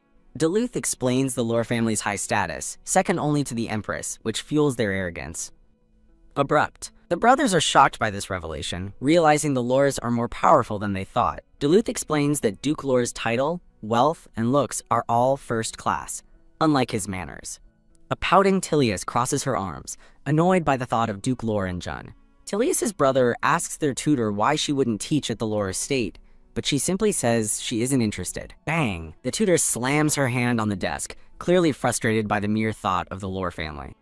The brothers praise their tutor for knowing everything, and she proudly declares that she's no ordinary teacher. Smile, she gives a confident, self-satisfied smile. Trod!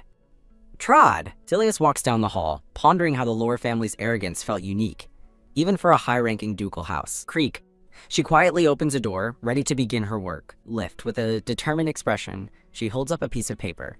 The paper reveals her hand-drawn chart of nobles, including a snobbish Jun and an angelic-looking Theseus. She recalls her method, drawing nobles who had negative power auras and writing down their names as best she could remember. Tilius smirks with satisfaction as she reviews her detailed intelligence report. She resolves to use her power to confirm the suspicions surrounding certain nobles, thereby gaining allies. Scowl. Her focus narrows as she thinks of one more person she needs to take care of. Her attention lands on a drawing of a stern-looking man identified as Viscount Dalton. A memory shows Viscount Dalton acting suspiciously during the party. Smack Tilius hits the drawing in frustration, fuming that Dalton cheated and vowing to take him down. Her thoughts then drift to a smiling Theseus, pictured in a much more pleasant light. She wonders why Theseus had no power sign above his head, and questions if they will ever meet again. The drawing shows her clear distinction between the devil-horned snob Jun and the angelic, mysterious Theseus. She remembers how her power affected Jun, making a sun appear over his flustered face. A thoughtful Tilius reviews her notes, a small rainbow appearing over her head. Roll, roll. Having finished her review, she carefully rolls up her secret documents. Tilius is seen through a window, quietly contemplating her next move. Whack outside. The sound of a sharp impact signals the start of a new scene. Plop Kier collapses, exhausted from training, as his brother Duluth remarks on the intense workout. A man with brown hair corrects both Kier's and Duluth's posture while Tilius watches from afar. The brothers shout, "Yes, sir," in unison, accepting their instructor's guidance. It's revealed that someone named Eustace recommended this training, noting Kier's hidden power and Duluth's hot temper. The tutor cheerfully boasts that she knows a swordmaster who is both handsome and gorgeous. The swordmaster is shown in a field of flowers, confirming the tutor's assessment of his good looks. Julia finds Tilius, whom she calls Tilly, and asks if she wants to go outside and watch her brothers practice. Tilius's eyes sparkle as she excitedly agrees to go right away. Julia and Tilius arrive at the training grounds to watch the lesson. Julia introduces Tilius to the instructor, Sir Demian, and tells him to continue the class. Bow! Tilius gives a polite bow and greets Sir Demian. A warm sun symbol appears above Demian, showing Tilius's positive impression of him. Tilius thinks that Duke Lore is an exception, as his handsome looks don't match his terrible personality. Demian praises Kier's potential and Duluth's spirit while Tilius looks on. Kier and Duluth argue mid-stance, with Kier accusing Duluth of pushing him first. Duluth indignantly denies it, calls it a foul, and asks Sir Demian to make a ruling. Demian calmly walks toward the arguing brothers as Julia and Tilius watch. The two brothers continue to point fingers at each other. Demian intervenes, telling them to calm down and spar again. He sternly tells Kier, "No fouls this time," and both boys regain their focus. Duluth and Kier face each other in the woods, wooden swords at the ready. The brothers exchange intense, determined looks before beginning their spar. Demian gives the signal, telling the two to get ready for the match. Tap Kier takes a firm step forward, initiating the fight. Whack! Their practiced swords clash with surprising force. During the clash, Kier keenly observes that Duluth is not as strong as he is. Kier's eye gleams with focus and newfound confidence in his own strength. Swirl! Duluth twists his body and swings his practice sword with focused intent. Whoosh bam! Kier perfectly blocks the heavy strike, the impact echoing through the woods. Sir Demian watches the exchange with a hint of surprise on his face. Framed by illustrative flowers, a determined Duluth prepares for his next move. Gulp! Despite his confident posture, Duluth nervously swallows, feeling the pressure mount. Wobble! Duluth's arms tremble as he struggles to hold his sword steady against Kier's strength. From the sidelines, Sir Demian, Julia, and Tilius watch the intense spar unfold. Slip! Suddenly, Kier's grip falters for a crucial moment. A chance Duluth's eyes widen as he spots the momentary opening in Kier's defense. Whack! Clatter. Seizing the opportunity, Duluth strikes, sending Kier's sword flying from his grasp. Tilius and Julia gasp in shock at the sudden and decisive outcome. Beam! Duluth is overcome with joy, beaming with pride at his victory. An off-screen voice praises Duluth for his awesome move, while Kier turns away, dejected. Raised Kier places a hand over his chest, his expression hardening with resolve after the loss. He opens his hand, contemplating his defeat, and newfound determination. Sir Demian walks over, commending Kier for a good job as well. He praises the great strength Kier displayed during the fight and asks for his thoughts on the match. Sir Demian stands before Kier, a calm and steady presence on the training field. Julia proudly ruffles Duluth's hair as he basks in the glory of his win. Tilius beams with happiness, framed by sunflowers, delighted for her brother. The competitive tension melts away as the brothers share a happy, reconciled moment. Oh, they suddenly turn their attention to a slightly startled Tilius. Bang! In another location, Viscount Dalton furiously slams his fist on a table, shouting about those bastards. A woman in a red gown stands beside him, her arms crossed in shared frustration. Reach. She places a hand on his shoulder, telling him to calm down since there was nothing they could do. Frown. Dalton seethes, recalling how the red-haired girl ruined his plan to swindle money from her mother. He had planned to gather intel while enjoying a love life, but his schemes were thwarted. The woman tells Dalton not to be furious, suggesting Duke Lore might now take over the mining project. Reach, she adjusts his collar, mentioning there's something she doesn't understand. She wonders why a man in charge of such a crucial project, who is supposedly perfect inside and out, would be with a dreadful red hair. Tap. She taps his hand, callously remarking she would have cheated on a red-headed man immediately. Squeeze. She holds his hand, declaring that eternal love is a fantasy and that everyone secretly wants to stray. Smirk. With a cynical smirk, she dismisses the upper class as a bunch of hypocrites. Pat. She gently pats his cheek, her touch condescending. She asks Dalton about his report to break up the red-headed family, and he replies that the Empress still seems to trust Henrik. Glare. She glares at him, accusingly asking if he failed to write the report properly. Grasp Viscount Dalton flinches in fear under her intense gaze. She grabs his chin, threatening him to do it right next time or face dire consequences. Dalton trembles, sweating profusely under her menacing grip and sharp words. The woman looks away, her mind already moving on to her next scheme. Dalton hatches a new plan, to send people to sabotage the mine and create an accident. Pant! A frantic messenger rushes to Viscount Linden, reporting a sudden mine collapse with people trapped inside. Henrik reels in horror, grabbing the messenger for more information about the disaster. The man confirms more people are still inside, and Henrik desperately asks if help was requested. He's told the rescue team has saved all they can, as the tunnel is too unstable to re-enter. With night falling, the messenger suggests they may have to abandon the remaining workers. He begins to offer a weak reassurance, telling Henrik not to worry. Henrik explodes in anger, furiously asking how he can suggest such a thing when lives are at stake. With a look of absolute determination, Henrik stands firm, shocking the man behind him. The messenger desperately argues that the collapsed mine is too dangerous for anyone to enter. The chapter concludes, pausing the tense rescue operation with grim determination. Henrik states that if no one else dares to go in, his men look on in absolute horror, realizing his dangerous intention. Reach, he dismisses the danger as nothing, preparing to act himself. Henrik stuns his men by declaring that he will go into the mine alone. Tight, he firmly pulls on his gloves, his resolve unshakable. He surveys the collapsed entrance, acknowledging the instability of the tunnels despite precautions. His gaze hardens as he contemplates the perilous task ahead. He gives a shocking order. If he becomes trapped, they must seal the tunnel and not attempt a rescue. Shocked, his men are horrified by his self-sacrificing command. Henrik explains that while he wants to return to his family, he won't let others die for his sake. He looks upon his men, his noble resolve inspiring them.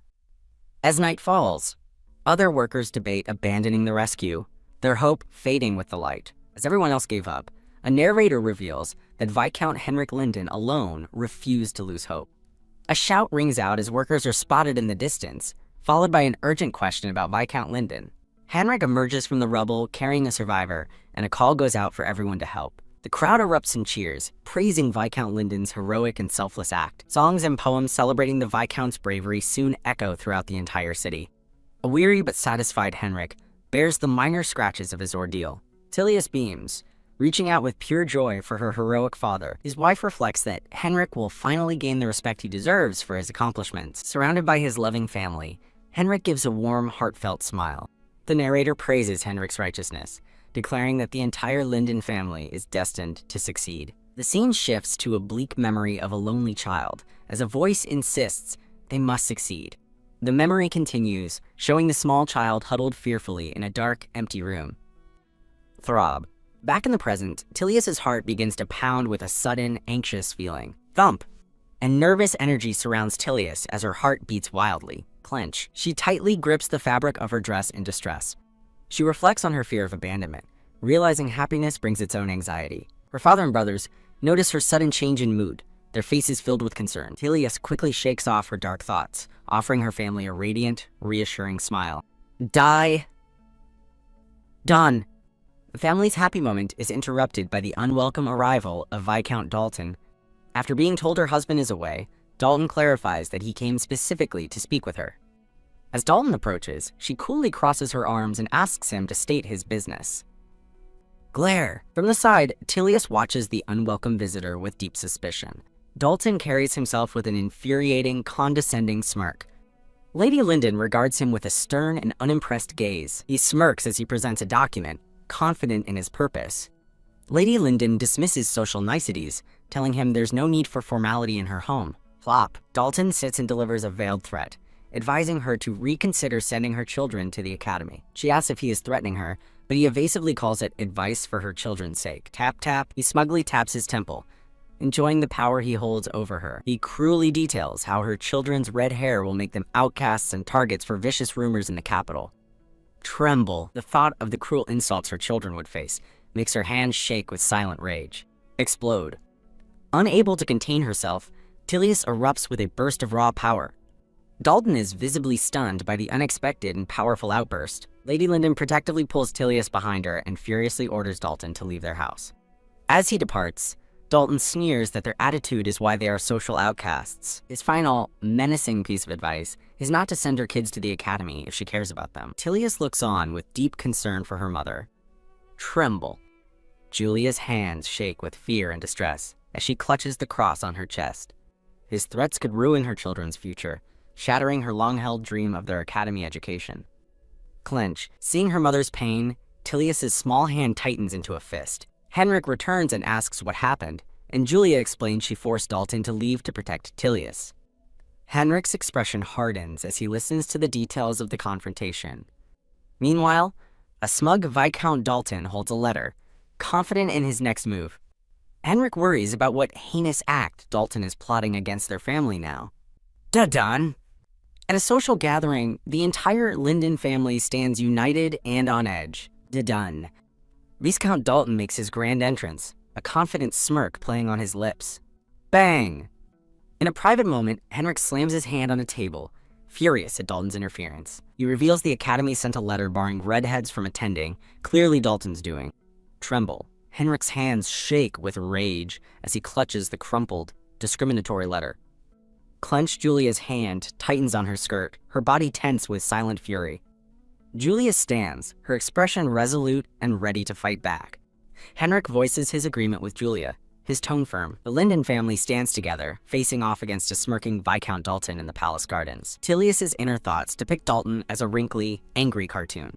Point. Dalton gestures to himself with infuriating arrogance. Henrik calmly lowers his gaze, masking his simmering rage. He thinks to himself that he's astonished the gardeners haven't removed such large garbage from the grounds. Dalton is stunned and enraged by the insult, while Henrik maintains his icy composure. Murmured Dalton grows flustered as onlookers begin to whisper about the tense exchange. Ahem, he tries to save face by blaming Tilius for insulting him first. Henrik's cold, unimpressed gaze doesn't waver. Block Julia quickly steps between her husband and their antagonist. Stepping forward, Julia fiercely protects Henrik from Dalton's provocations.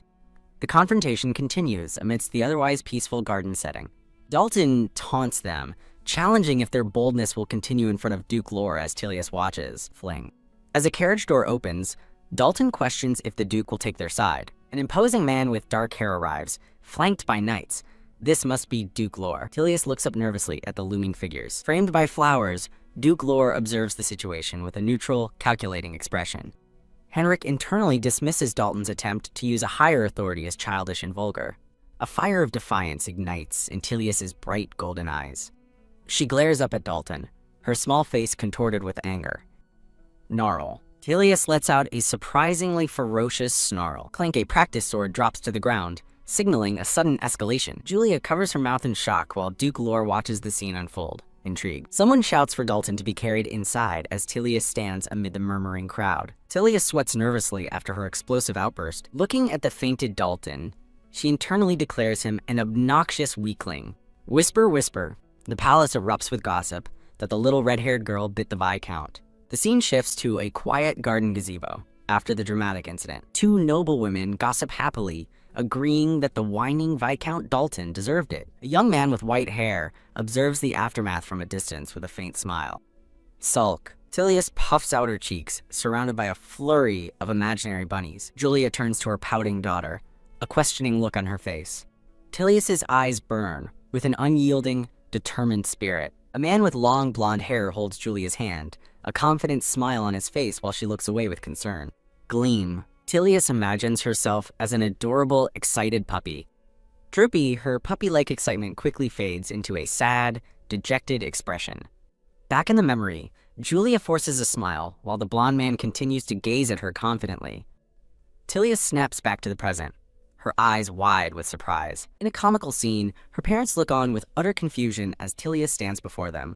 A maid with her hair in a bun stands by with a serious expression. Julia announces to the staff that she is here to check on Viscount Dalton and intends to apologize once he wakes. The maid looks on with a hint of concern as Julia walks past. Julia reminds Tilius that Eustace taught her how to apologize properly and that she should do as she was taught. A promotional image is displayed. Creak! As Julia and Tilius enter the Viscount's room, attendants try to stop them, insisting she shouldn't be there. Julia coolly states that if servants prevent a deserved apology, she has nothing more to say. Flinch. Seeing no other choice, an attendant reluctantly agrees to lead them to Viscount Dalton. Julia and Tilius are escorted through the lavish room by two attendants. Murmur.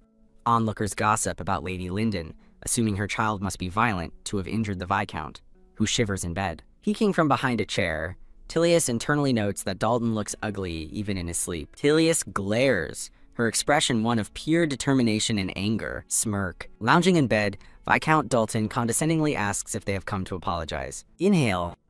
Tilius takes a deep breath, announcing she will deliver a proper apology for all to hear. She begins to shout, her loud voice startling Dalton. Teary. Her eyes suddenly fill with large, dramatic tears. Tremble. She clutches her dress, her small hands shaking pitifully. Whimper. Tilius breaks down into theatrical sobs, surrounded by an aura of flowers. The onlookers are moved by her performance, expressing their pity and surprise. Murmur. The tide of gossip turns, as people now feel sorry for the poor child, questioning what Dalton did to her. Julia elegantly pulls out a handkerchief. Surrounded by flowers, Julia dabs at her own eyes, joining in the act of sorrow. Julia bows mockingly, telling Dalton to forget compensation and chiding him for being weak enough to faint from a child's bite. Dalton erupts in fury, shouting at her insolence. Feigning distress, Julia wonders aloud how to proceed when he calls them rude, even as they apologize. Rumble. Julia reminds Dalton that Duke Lore is waiting, causing him to freeze in terror. Dash. In a panic, Dalton orders his servants to go tell the Duke that he's been injured. He pulls his hair in frustration, realizing he's been outmaneuvered. Outside, Duke Lore sits patiently in the garden, his expression unreadable. An attendant calls out to Duke Lore as he begins to depart. Dalton rushes out to meet him, but Duke Lore coldly states that he is making him late. Dalton desperately blames the Lindens and begs for help, but the Duke simply says he'll handle the Academy issue. Confused by the curt response, Dalton meekly questions him. Turn. Duke Lore glances back, his red eyes filled with cold dismissal. Clop. Dalton is left standing alone and defeated on the veranda. Clench. His hand tightens into a fist of pure frustration. As others criticize Dalton, Duke Lore internally reveals he also detests the red-haired Linden family and Henrik's defense of them. Crack ... Duke Lore offers his assistance, which Dalton gratefully accepts, sealing their dark pact. Dalton recalls how Duke Lore had initially approved his plan to deal with the Academy. He fumes, resentful that the Duke now deems him incompetent for a single failure. Tilius beams with a triumphant, cat-like smile. A young man with blonde hair, Eustace, praises Tilius for her loud and effective apology. In the garden, two other boys spar with wooden swords. Eustace tells a happy Tilius that her brothers also thought she did great and suggests they wave to them. A furious noble suddenly screams, vowing to get rid of the cursed redheads, leaving Henrik and Tilly stunned. Brandishing a sword, he charges forward with a look of crazed determination. He grips the hilt of his sword tightly, his knuckles white with rage. Tilly watches in horror, wondering if he is truly about to attack a child with a real sword. Rage. The noble's face twists in a furious snarl. Tears stream down Tilly's face as she trembles in pure terror. With a wild cry, the noble raises his sword, preparing to bring it down on her. Flutter. Just then, a white cape sweeps into the path of the attack. Her family and other guests look on in absolute shock at the sudden intervention. Tilly's eyes widen, reflecting the blur of motion that just saved her. Quiet. A boy with silver hair stands protectively before Tilly, stopping the assault. He turns to face her, offering a gentle and reassuring smile. This is an example of an unhelpful response to the user. It does not provide enough information or context for the user to understand what is happening, and it does not offer any solution or next steps.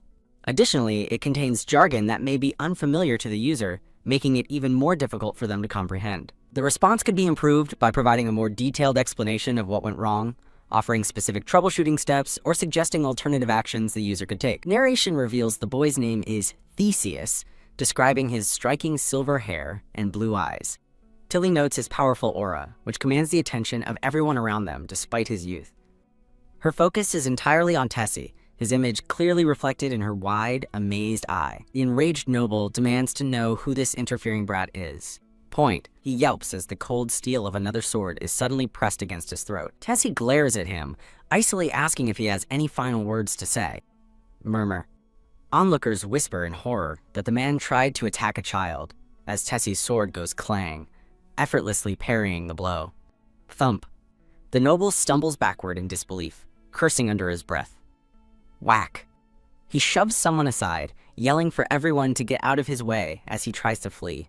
Tessie watches him go with utter disdain, thinking him pathetic. Reach. He then turns and gently extends a hand to the still shaken Tilly. Tilly takes his hand quietly, confirming she is fine. Tessie holds her hand firmly, his expression softening as he looks at her. Bottom. Her heart thumps in her chest as she looks up at her rescuer. He gives her a warm, kind smile, surrounded by an aura of blooming flowers. Tilly looks back at him, a happy and relieved expression on her face. As Tessie asks if she's hurt, Henrik kneels to check on Tilly, who reassures him she's okay. Henrik scoops his daughter into his arms and begins to walk away. Kier respectfully bows to Tessie in gratitude. Beau Duluth follows his brother's lead, also bowing as his parents comfort Tilly. Tessie formally introduces himself to the confused Linden family. He holds Tilly's hand, smiling sweetly as yellow roses bloom around them. The scene shifts to the Etlad Empire. Described as a prosperous country in the east, narration explains the long-standing cooperative relationship between the Kuina and Etlad empires. Etlad's wealth is built on gold from its river and abundant agricultural products. This great wealth allows the empire to provide strong protection for its citizens. The relationship is mutually beneficial, as the Kuina Empire is a producer of valuable gems and iron. Back in her room, Tilly reads about the two empires, her eyes wide with sudden understanding. Push. She thoughtfully places the book back onto the shelf. She realizes this political alliance must be the reason Tessie was visiting the palace so often. Recalling how he was like a charming prince, Tilly resolves to thank him properly for his help. Ha ha. Tessie laughs it off, saying he just did what was necessary and feels awkward about her formal thanks. He leans close, whispering something secretly into a surprised Tilly's ear. Betum. Tilly blushes furiously, her heart pounding at his words. Tilly reflects that thanks to Tessie, the incident ended safely, confident that the attacker, Dayton, won't dare tell Duke Lore what happened. She stands with her arms crossed, looking thoughtful and a bit stern. As she heads upstairs, she frustratedly thinks she could have stopped Dayton herself if she had just been a little faster. Tilius cheerfully calls out to her brothers, Kier and Duluth. Hug. She leaps into Duluth's arms, embracing him tightly. Tight, Tilius snuggles into the hug, a blissful expression on her face. Duluth holds his sister, now calling her Tilly, and tells her to listen up. He beams at her, declaring himself to be her hero. Surrounded by sunflowers, Tilly happily agrees he can be her hero next time. An unseen speaker remarks on Duluth's high energy as the scene shifts to a cozy room. A woman explains she has a book on the Kuana Empire's traditions, recommended by Eustace for Academy students. Tilius looks downcast, privately doubting she will ever get the chance to study there.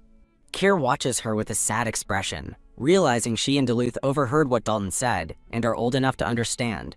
Tap. Tilius gently pats Kier's arm, telling him not to worry. She gives him a bright, reassuring smile from her spot on the stairs. Kier affectionately pats her head, a gentle look on his face. Rumble. In a dark, rainy mansion, a man furiously shouts at a woman about being humiliated in front of Duke Lore. He rages about the disgrace of his actions in front of the Imperial Prince, defensively claiming he didn't know he'd be there. He spins away from her, angrily telling her to stop nagging. The woman looks on with a pained expression, lamenting that they failed to harm the Lindens and suffered a blow themselves. She fears her husband's flaws will lead to their divorce, costing her the lavish lifestyle she enjoys. Rumble. Standing by a pool in the rain, she resolves that it's too late and she must get rid of him now. The chapter transitions with a promotional title card. Standing on a balcony in the pouring rain, she apologizes for their argument and suggests they cool down and reconsider things. He reaches a hand out towards her, ready to reconcile. He curses the rain and complains about their bleak situation, wondering when things will ever get better. Wobble. As her eyes narrow with intent, he suddenly loses his balance on the wet balcony. She shoves him over the railing into the stormy night. Arg. As he falls, she stands in the rain, her face obscured by shadows. A single tear mixes with the rain on her cheek. Her expression twists into a triumphant smirk as she declares her plan a perfect success. Done. A newspaper article reports a dead body found near Lake Bridge, ominously suggesting the curse of the red hair is to blame. A blonde woman and a dark-haired man review the shocking news with concerned expressions. Murmur. Whispers circulate that the victim's involvement with the redheads led to his demise, making it too dangerous to be out. While reading a book, Tilius overhears someone begin to speak about Henrik, Viscount Dalton. Sigh. She lets out a heavy sigh, troubled by the news. Tilius reflects on Viscount Dalton's infuriating death. Knowing she must pay attention, she suspects foul play, doubting he'd simply fall. A close-up on the newspaper highlights the cause of death, falling. A dark-haired nobleman scoffs at the news, dismissing Dalton as an idiot who died after being slighted by a child, and tosses the paper. Knock knock.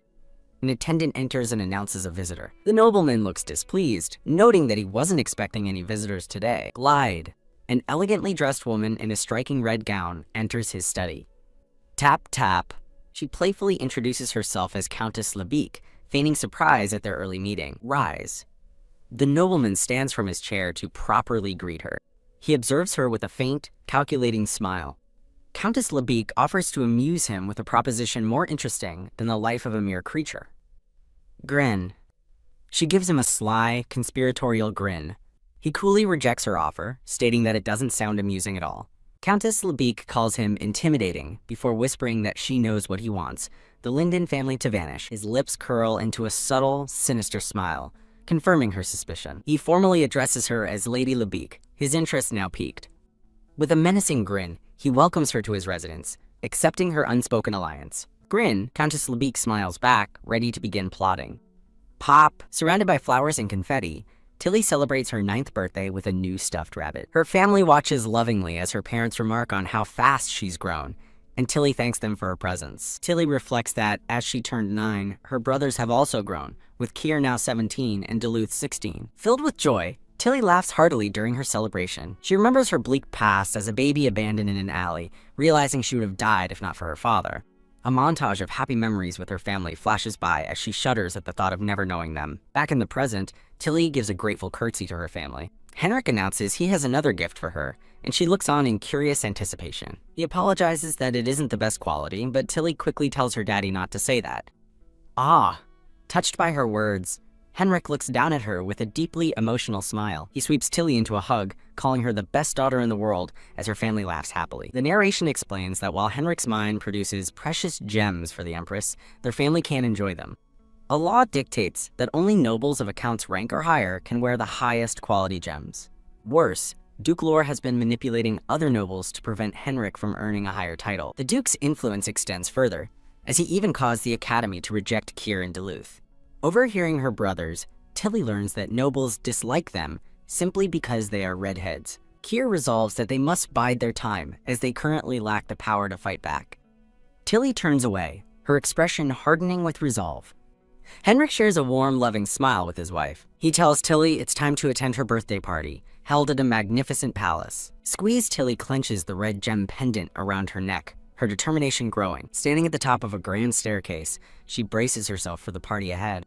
A brief interlude displays 2 different promotional Manhwa covers. The scene transitions, focusing on the elegant details of Tilly's party dress and hair. Tilly stands ready before 2 massive, ornate golden doors. The Empress greets Tilly as she arrives, jokingly asking if she planned a grand entrance as the star. Dressed in a beautiful new outfit, Tilly stands proudly at her party.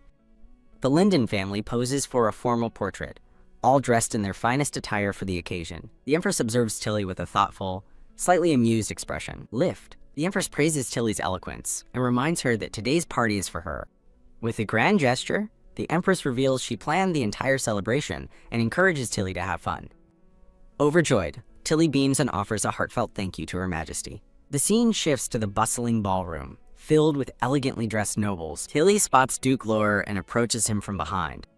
Internally, she calls him an irritating old man, her gaze fixed on his stern profile. Tremble, realizing his rank is higher than Dalton's, she nervously steels herself for the confrontation. Trod.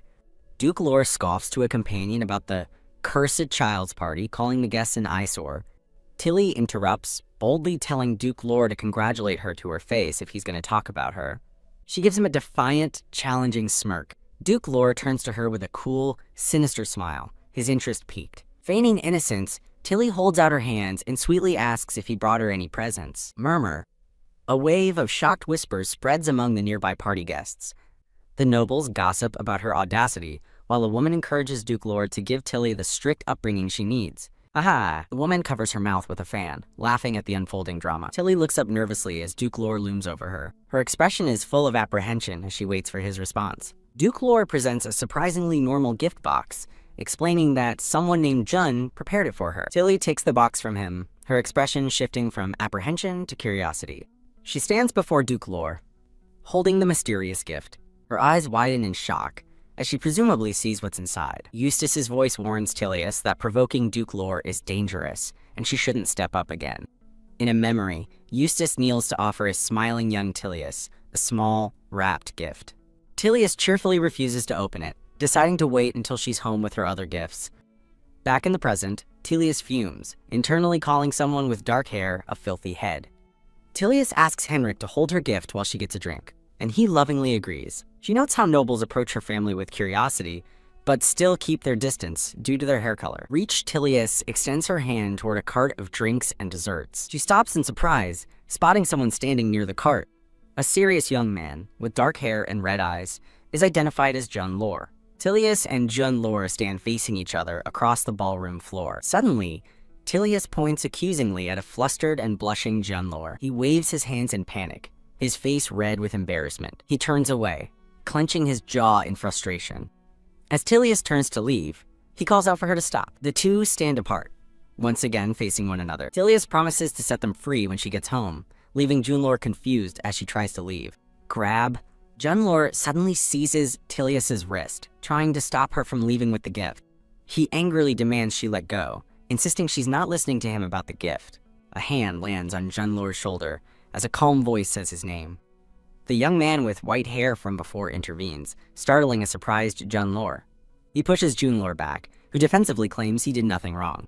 Jun Lore insists it's none of his business, but the white-haired man remains impassive. Tilius watches silently as the white-haired man stands between her and Jun Lore. His gloved hand gently takes hold of Tilius's wrist. He turns to Tilius with a kind and reassuring smile. His warm, gentle expression causes him to blush slightly. Bottom. Tilius's heart pounds as she looks up at him, mesmerized. She becomes comically flustered, her eyes turning to spirals as she tells herself to calm down. She internally lists her frustrations, from gossip and social shunning to dealing with Jun Lore's father. Despite her anger, she forces a polite smile, keeping her thoughts to herself. Tilius feels she could one day confide in him, as he's the only one who showed no prejudice. The three of them stand in a tense triangle in the middle of the room. The white-haired man accuses Jun Lore of bullying, but Jun Lore shouts back that it wasn't bullying. His expression turns icy as he questions Jun Lore's disrespectful treatment of the Linden's daughter.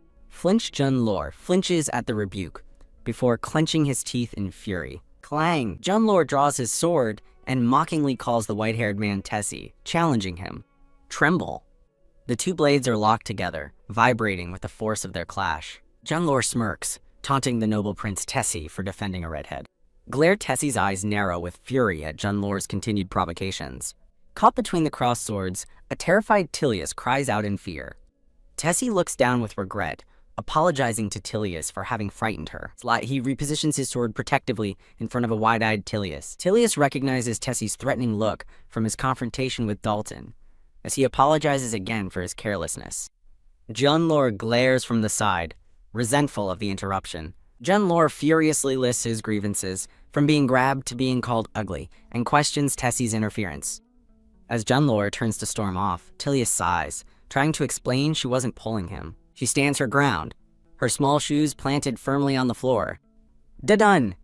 Tilius points commandingly, and a shocked Junlor freezes in his tracks. Tessie watches with fascination as Tilius suggests they move to another spot. In the center of the ballroom, Tessie looks down at Tilius and praises her awesome comeback. Tilius puffs out her cheeks, contemplating Tessie's kind gesture with a pensive look. Internally, she scolds herself for expecting kindness, then imagines the gift is a box of dirt with a bug inside. Groan. Annoyed, Tilius considers just throwing the mysterious gift away without ever opening it. Tessie remains by her side, watching her internal struggle with a calm expression. Smile. He offers her another gentle, disarming smile. Swirl. Tessie suggests to Tilius, whom he calls Tilly, that they forget the incident and enjoy themselves. He takes her hand, leading her onto the dance floor. Tilius stares at their joined hands, her expression one of quiet surprise. She internally compares Junlor's rudeness to Tessie's kind, princely demeanor, wondering if they can be real friends. Looking up at him, her eyes sparkle with newfound admiration and curiosity.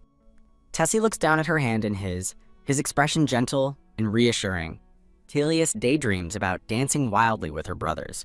Tessie gently lifts her hand, preparing to lead her in a proper dance. She stares up at him in wide-eyed shock, completely taken aback. Surrounded by a floral aura, Tessie sweetly asks if she dislikes the idea of dancing with him. A close-up of her eye reveals the shimmering wonder she feels in this moment. As the music begins, Tessie gracefully leads a stunned Tilius across the floor. The scene focuses on the elegant music and their intertwined hands as they dance. Watching the other couples, Tilius finds the entire experience to be marvelous. She looks up at Tessie, completely captivated by his lead. Tilius happily exclaims that he's a wonderful dancer, despite his earlier claims, and Tessie smiles contentedly. A blushing Tessie gently places her hand over his heart. He softly asks Tilly if he can be the only one to receive such compliments from her. His eyes lock onto hers with a look of profound sincerity. Overjoyed, Tilius lets out a huge, unrestrained laugh. Grab! In her excitement, she clutches the front of his elaborate outfit. As he holds her in a final, graceful pose, Tessie wishes her a happy birthday. The dance concludes with them standing close together. Tilius beams, thinking that meeting Tessie is a true blessing as she thanks him. As they part, a young man with orange hair watches them from a distance. Later, in the garden, Tilius enthusiastically agrees with something Tessie said. Her expression shifts to one of surprise. Tessie explains he already sent a much larger gift to her home, causing a pouty Tilius to imagine puppies. He smiles warmly and gestures for her to come with him. Tilius gathers her skirt to perform a curtsy. Bow. She gracefully bows, declaring that their dance was a wonderful gift in itself. The scene transitions past an elegant garden fountain at sunset. Tessie watches her with a fond and satisfied expression. He then asks if she'd like to dance again, and she happily agrees. Turn! As they prepare to dance, Tessie notices someone approaching and asks when they arrived. Two young men, one with orange hair and another with red, walk toward them. Tessie watches their approach with a neutral gaze. He gives a slight nod as the red-haired youth bows respectfully. Tilius looks on with a surprised and slightly wary expression. A thought bubble reveals the orange-haired boy must be nervous, as he's the firstborn son. Tessie prepares to leave Tilius with her newly arrived companions. Tilius quickly grabs his sleeve, not wanting him to go. She cheerfully links her arm with his, deciding to stay by his side. Tessie reassures one of the boys that Tilius hasn't been a bother to him at all. Abrupt. The red-haired boy cheerfully interrupts, declaring that while Tilly is an awful dancer, she did great with His Highness. An unseen noblewoman credits Duluth for leading his partner well, while Tilly internally fumes at her brother. Flinch Kier awkwardly thanks Duluth for the compliment. Tilly glares from behind Kier, clinging possessively to his arm. A white-haired young man tells Tessie to let go, while Kier says he and his brothers are getting juice. The young man, Prince Tessie, gives an unwilling smile as he's pulled away. Kier gently scolds Tilly, telling her not to bother His Highness. Tilly sips her drink and defensively tells Kier she was just having fun with a friend. Sip. She takes another pointed sip from her glass. Tilly reflects on her lower status, realizing Prince Tessie is destined to be an emperor. Sweat. She comically imagines being arrested for her ambitious thoughts. Sigh. Kier lets out an exasperated sigh at his sister's behavior. Sparkle. Tilly tries to win him over with a cute expression, but he tells her to stop. Groan. She pouts, annoyed at being called out. Tilly argues with Kier, defensively blaming Prince Tessie for starting their interaction. Chomp. Duluth casually eats a cookie, telling Kier it's just a dance and to relax. Hee hee. Duluth excitedly imagines that Tilly's new friendship could get them an invitation to the prince's empire. Kier stares at his brother with a deadpan, unimpressed expression. Yum. Duluth happily continues eating his snack, lost in his optimistic daydreams. Fed up, Tilly abruptly runs out of the ballroom. Pant. Hiding in a moonlit garden, Tilly catches her breath and laments Kier's overprotective nature. Glance. She looks around the beautiful garden, hoping she's found a good hiding spot. The tranquil garden is shown, filled with blossoming trees under a starry sky. An unseen person shouts for Tessie, causing Tilly to look over in alarm. Abrupt. Startled by a figure appearing behind her, she jumps and exclaims that he scared her. Recognizing the boy as June Lore, she's met with his sarcastic remark about her screeching. He mockingly tells her that her shouts for the foreign prince could be heard across the entire palace. Fumble. June Lore's demeanor changes as he nervously asks for her help. Reach in response, Tilly quizzically offers him a small tree branch. He stares at the branch in disbelief, utterly confused by her gesture. Now speechless, Tilly glares at him with an exasperated expression. Jun asks how he's different from Prince Tessie, and she bluntly replies he's different from head to toe. Jun bitterly asks if it's simply because of their difference in social status. He sneers, calling her too fussy for a redhead, and a dark aura immediately surrounds Tilly. Drop. The branch falls from her now limp hand. With her head downcast, Tilly quietly demands that he apologize. Her head snaps up and she furiously shouts for him to apologize right now as he holds his stinging cheek. Tilly stands defiantly before a stunned Jun Lore, firmly demanding an apology. She internally scoffs, thinking he must have wanted to see her cry over an insult she's heard countless times. Clench. She admits to herself that even though she's used to it, the words still hurt her deeply. The camera focuses on her shoes, firmly planted as she refuses to back down. She angrily corrects him, declaring the difference isn't status, but his terrible manners. Don.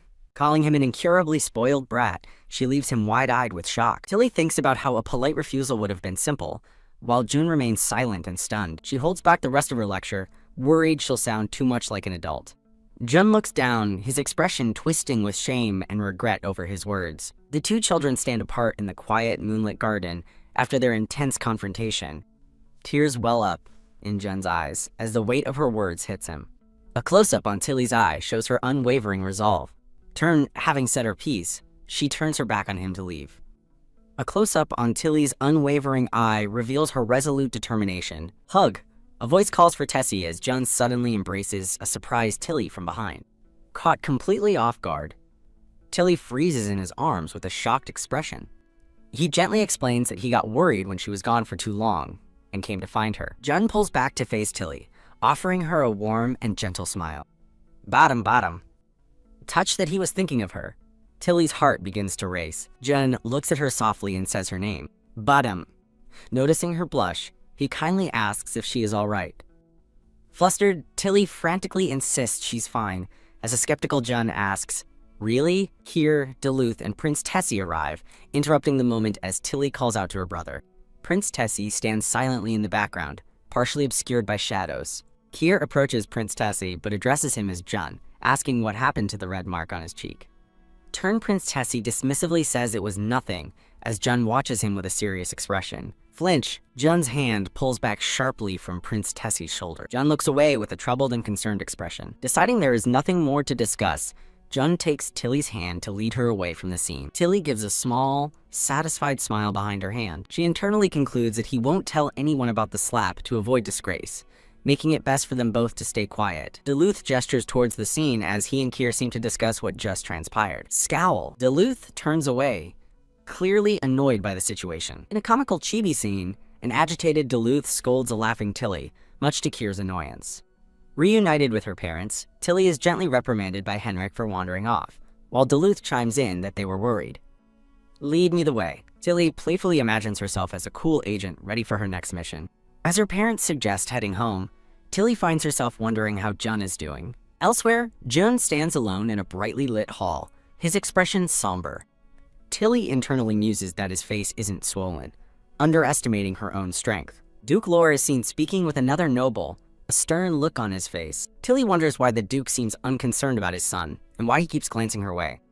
Tilly approaches the Empress, who greets her with a warm and elegant smile. Looking up at Her Majesty, Tilly appears slightly confused. The Empress clarifies that the party is to celebrate the coming of Tilius, her formal name. She then reveals that she isn't narrow-minded enough to have only gifted her the party. The Empress explains that the actual present she prepared has already been sent to Tilly's residence.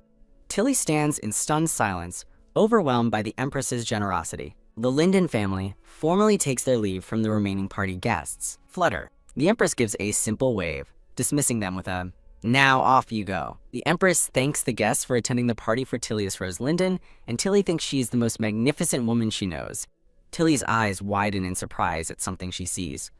She gazes at a crowd of people gathered around Jun, amazed by the attention he's receiving. She observes him from afar, thinking that he certainly has the distinguished air of a royal prince. Spotting her in the crowd, Jun gives her a bright and enthusiastic wave. Tilly blushes and covers her joyful smile with her hand. Jun smiles back at her, his own cheeks faintly blushing. Lift. As Tilly tries to hear something Jun said, Duluth suddenly lifts her off the ground. Duluth happily hoists a protesting Tilly onto his shoulders for a ride. Jun watches with a gentle smile as Duluth carries his sister away. An attendant informs Jun that they must return to Etlad, as there is no reason to remain. A look of disappointment crosses Jun's face as he prepares to leave. The narration clarifies that the white-haired boy is in fact Jun Lore. As Tilly sits pensively, the narration reveals someone's intent is to prevent Jun from harming Tilius. Tilly stares in wide-eyed amazement, her hand covering her mouth in shock. She inwardly exclaims how pretty the gift waiting for her at home is. The gift is revealed to be a beautiful white pony. An attendant presents the pony to Tilly and her parents, explaining it is a gift from His Highness, Theseus Lakin Etlad. Tilly marvels at the beautiful horse with its golden mane and snow-white body. She imagines how magnificent the horse will look once it's fully grown. Jun smiles, thinking to himself that the horse is just like Tessie. Tilly looks on with a serious, thoughtful expression. Overjoyed, she tentatively reaches out to pet the pony's muzzle. Admiring an illustration of the noble steed, Tilly resolves to thank His Highness for the incredible gift. She hugs the pony, overwhelmed that she could possess such a wonderful symbol of nobility. Henrik and his wife watch their daughter's happiness with warm, loving smiles. Tilly laughs with pure, unadulterated joy as she embraces her new friend. The attendant asks for the horse's name, explaining that His Highness wished for Lady Linden to name her. With a determined glint in her eye, Tilly considers the perfect name. She joyfully declares the pony's name will be Peony. Tilly gently strokes the pony she has named Pelini, a feather-like marking visible on its flank. Ha! She giggles while nuzzling her new companion. As Jun stands in a field of flowers, Tilly thinks she must thank him the next time they meet. At their newly gifted residence, someone asks Tilly about the Empress's present. Pace. In a comical chibi scene, Kier and Duluth excitedly pace around a bewildered Tilly. Rustle! She opens the gift from the Empress, revealing a beautiful green dress with matching shoes and accessories. Scratch! Duluth scratches his head in disappointment as Tilly realizes the gift is not a sword. Henrik and his wife beam with delight upon seeing the elegant dress. Her mother eagerly urges a hesitant Tilly to try on the new outfit right away. Gushing, her mother says Her Majesty certainly knew the dress would look perfect on Tilly. Glide. Tilly gracefully steps forward in her new shoes and asks for her family's opinion. Her family gasps, telling a blushing Tilly she looks just like a princess in her new gown. Tilly internally admits that for her birthday, she had hoped Her Majesty would grant her father the title of Count. She recalls overhearing the Empress discuss her father's title, only for other nobles to show resistance. She worries that many nobles are just waiting for her family to make a single misstep. An unknown noble reflects that he successfully avoided Duke Lore's influence, preventing further harm. A cute chibi author's note celebrates how adorable Tilius is. Snug. Duluth puts his arm around Tilly and asks if she plans to open the other gift. Tilly glares up at her brother, clearly annoyed by his prodding. The camera focuses on the last remaining present, a simple, sparkling gift box. Startled, Kier's expression darkens as he looks toward the box with sudden concern. He approaches Tilly, telling her she doesn't need to open that particular gift. Tilly recalls that June gave her the box, but a nagging feeling tells her something is wrong. Gulp! Clutching the box, she nervously imagines a sinister presence watching her. Open bracing herself for bugs, or worse, she cautiously lifts the lid. She looks into the box with a tense and worried expression. Inside, she finds not a prank, but a beautiful and delicate red beaded bracelet. Tilly speculates that Jun made a mistake, but Kier advises her to return it. She insists Jun gave it to her personally. She holds the intricate bracelet, examining it with a conflicted and concerned look. Kier watches her thoughtfully, a pensive expression on his face. Duluth suddenly erupts in fury, demanding Tilly give him the bracelet so he can destroy it, forcing his siblings to restrain him. Close. The lid is gently placed back on the gift box, concealing the bracelet. Lying in bed, Tilly counts her gifts and realizes she received 3 presents in total. She reflects that aside from her family's gifts, no other nobles gave her anything. Tilly muses that nobles avoided her because of Viscount Dalton's death, which was rumored to be caused by the curse of the red hair. She quickly dismisses it, feeling the gifts she received are overwhelmingly more than she ever got in her previous life. Gazing at her reflection, she wonders why Junlor gave her a bracelet with gems, picturing Duke Lore and a woman with him. Her eyes widen as she entertains a sudden thought about his possible intentions. Deciding to stop overthinking, she resolves to get rid of the bracelet if it feels wrong, just as Kier advised. That night, she remembers dreaming about her new pony, Peony. In her dream, she happily plays with Tessie in a field of flowers, feeling much more relaxed than at the party. As she thinks back on the dream, she wonders if Tessie knew she loved horses, recalling his gentle smile. A symbolic image shows a small Tilly sitting before a grand crown on a pillow. A close-up on Tilly's eye reveals her unwavering determination. She sleeps soundly in her bed, the morning light streaming in. The scene transitions to a beautifully prepared breakfast table. The Linden family sits down together for a pleasant morning meal. Dragged Tilly pulls on her father's sleeve, cheerfully reassuring him that she is fine and nothing bad happened. Sip. Henrik calmly takes a sip from his cup, listening to his daughter. Tilly beams with delight, ready to enjoy her delicious breakfast. Henrik chokes on his drink when Tilly enthusiastically declares she'd love to visit Duke Lore's residence. Her mother looks on with concern as Henrik coughs, while a surprised Tilly watches him. Unfazed by the commotion, Tilly happily continues eating her meal. Her mother explains that Duke Lore is a frequent visitor to the palace.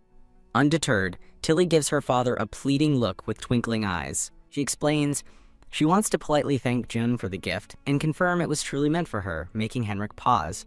Gleam. Seeing her earnest expression, Henrik agrees to take her, and Tilly's face lights up with joy. Her mother anxiously asks Henrik if it will be all right, but he reassures her he will ensure it's just a conversation between the children. Stand. Henrik rises from the table, announcing he will immediately send a letter to request an audience. Overjoyed, Tilly cheers, "Yes, Daddy!" as flowers bloom around her. In his opulent office, Duke Lore thoughtfully examines the letter he received. An attendant waits silently in the background as the Duke holds the letter. When his attendant asks if he should reject the request, Duke Lore calmly says to let them come, dropping the letter. Bow.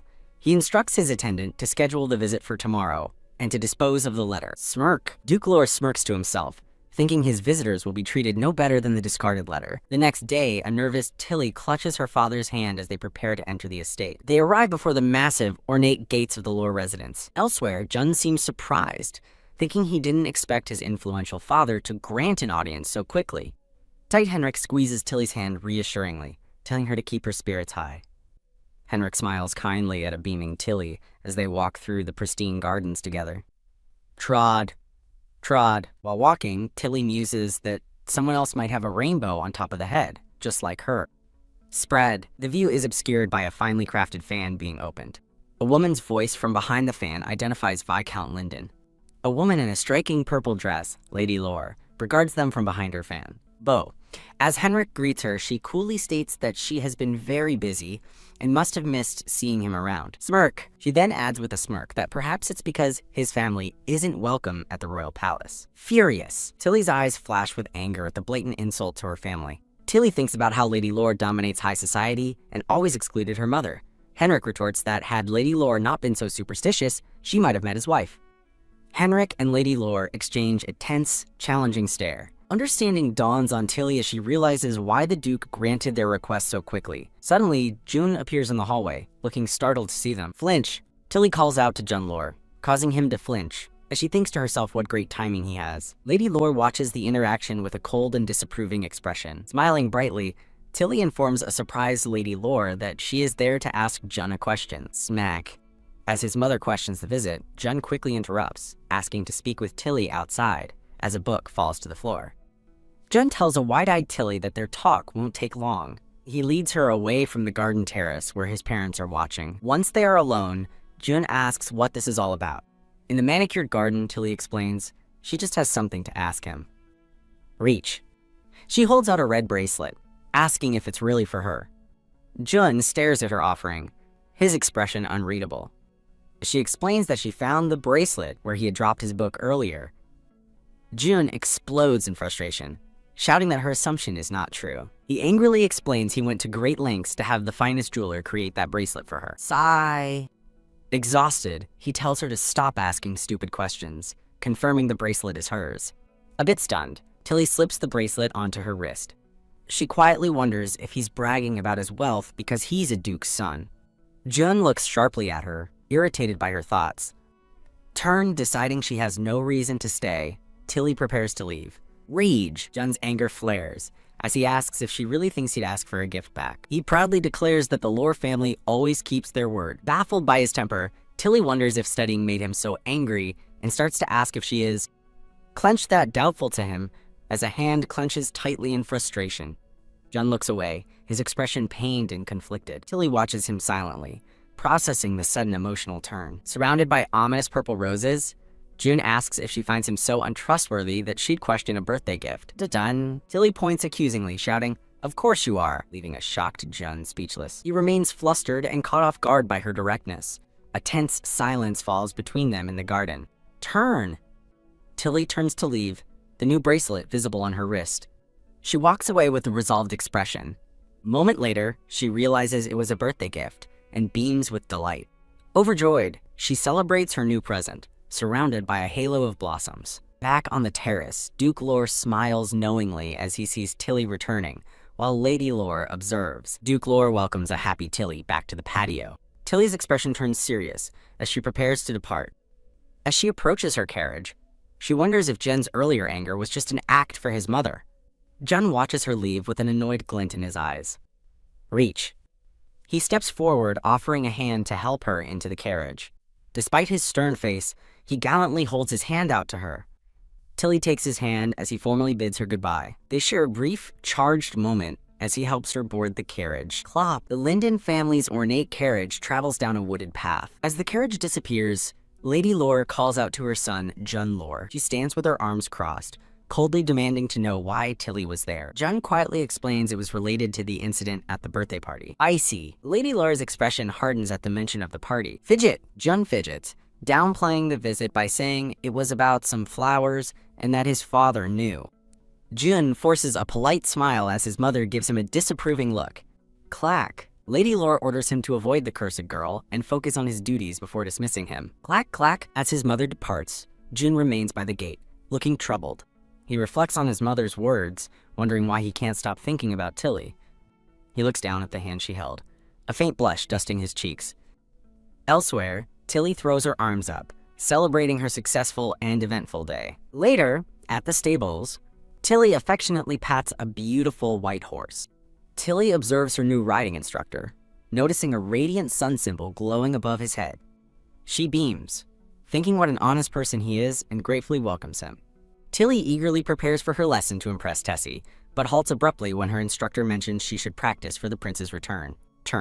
Noticing her confusion, he tells her, His Highness actually returned a while ago. Done! The revelation leaves Tilly completely and utterly shocked. She feels a pang of sadness, wondering why Tessie left without saying goodbye when she thought they were getting along well. Her instructor smiles reassuringly, telling her she will be able to meet him soon enough. Nay, squeal! The scene flashes back to a messenger on horseback from the Etled Empire galloping past her. The rider calms his horse, confirming her identity as the daughter of the Lindens after the near miss. Back in the present, a delighted Tilly clutches an invitation she received from Tessie. She reads the formal invitation for her and her family to attend the appointment ceremony of Theseus Lakin Etlad as Crown Prince, finally understanding his sudden departure. Her eyes widen as she discovers a personal, handwritten note at the bottom. Tilly, I really miss you. Body. Blushing, she holds the letter to her chest as her heart pounds. At home, her mother gushes over the invitation, while Henrik tells Tilly he wants her to marry for love, prompting Duluth to comically protest. Tilly sheepishly concludes this must be what flirting is, resolving to tell Tessie to be more discreet in the future. When she asks her father if they are going, Keir excitedly interjects that of course they are, reminding everyone Tessie invited them personally. Her mother agrees they must attend such an important ceremony as a determined Tilly listens in.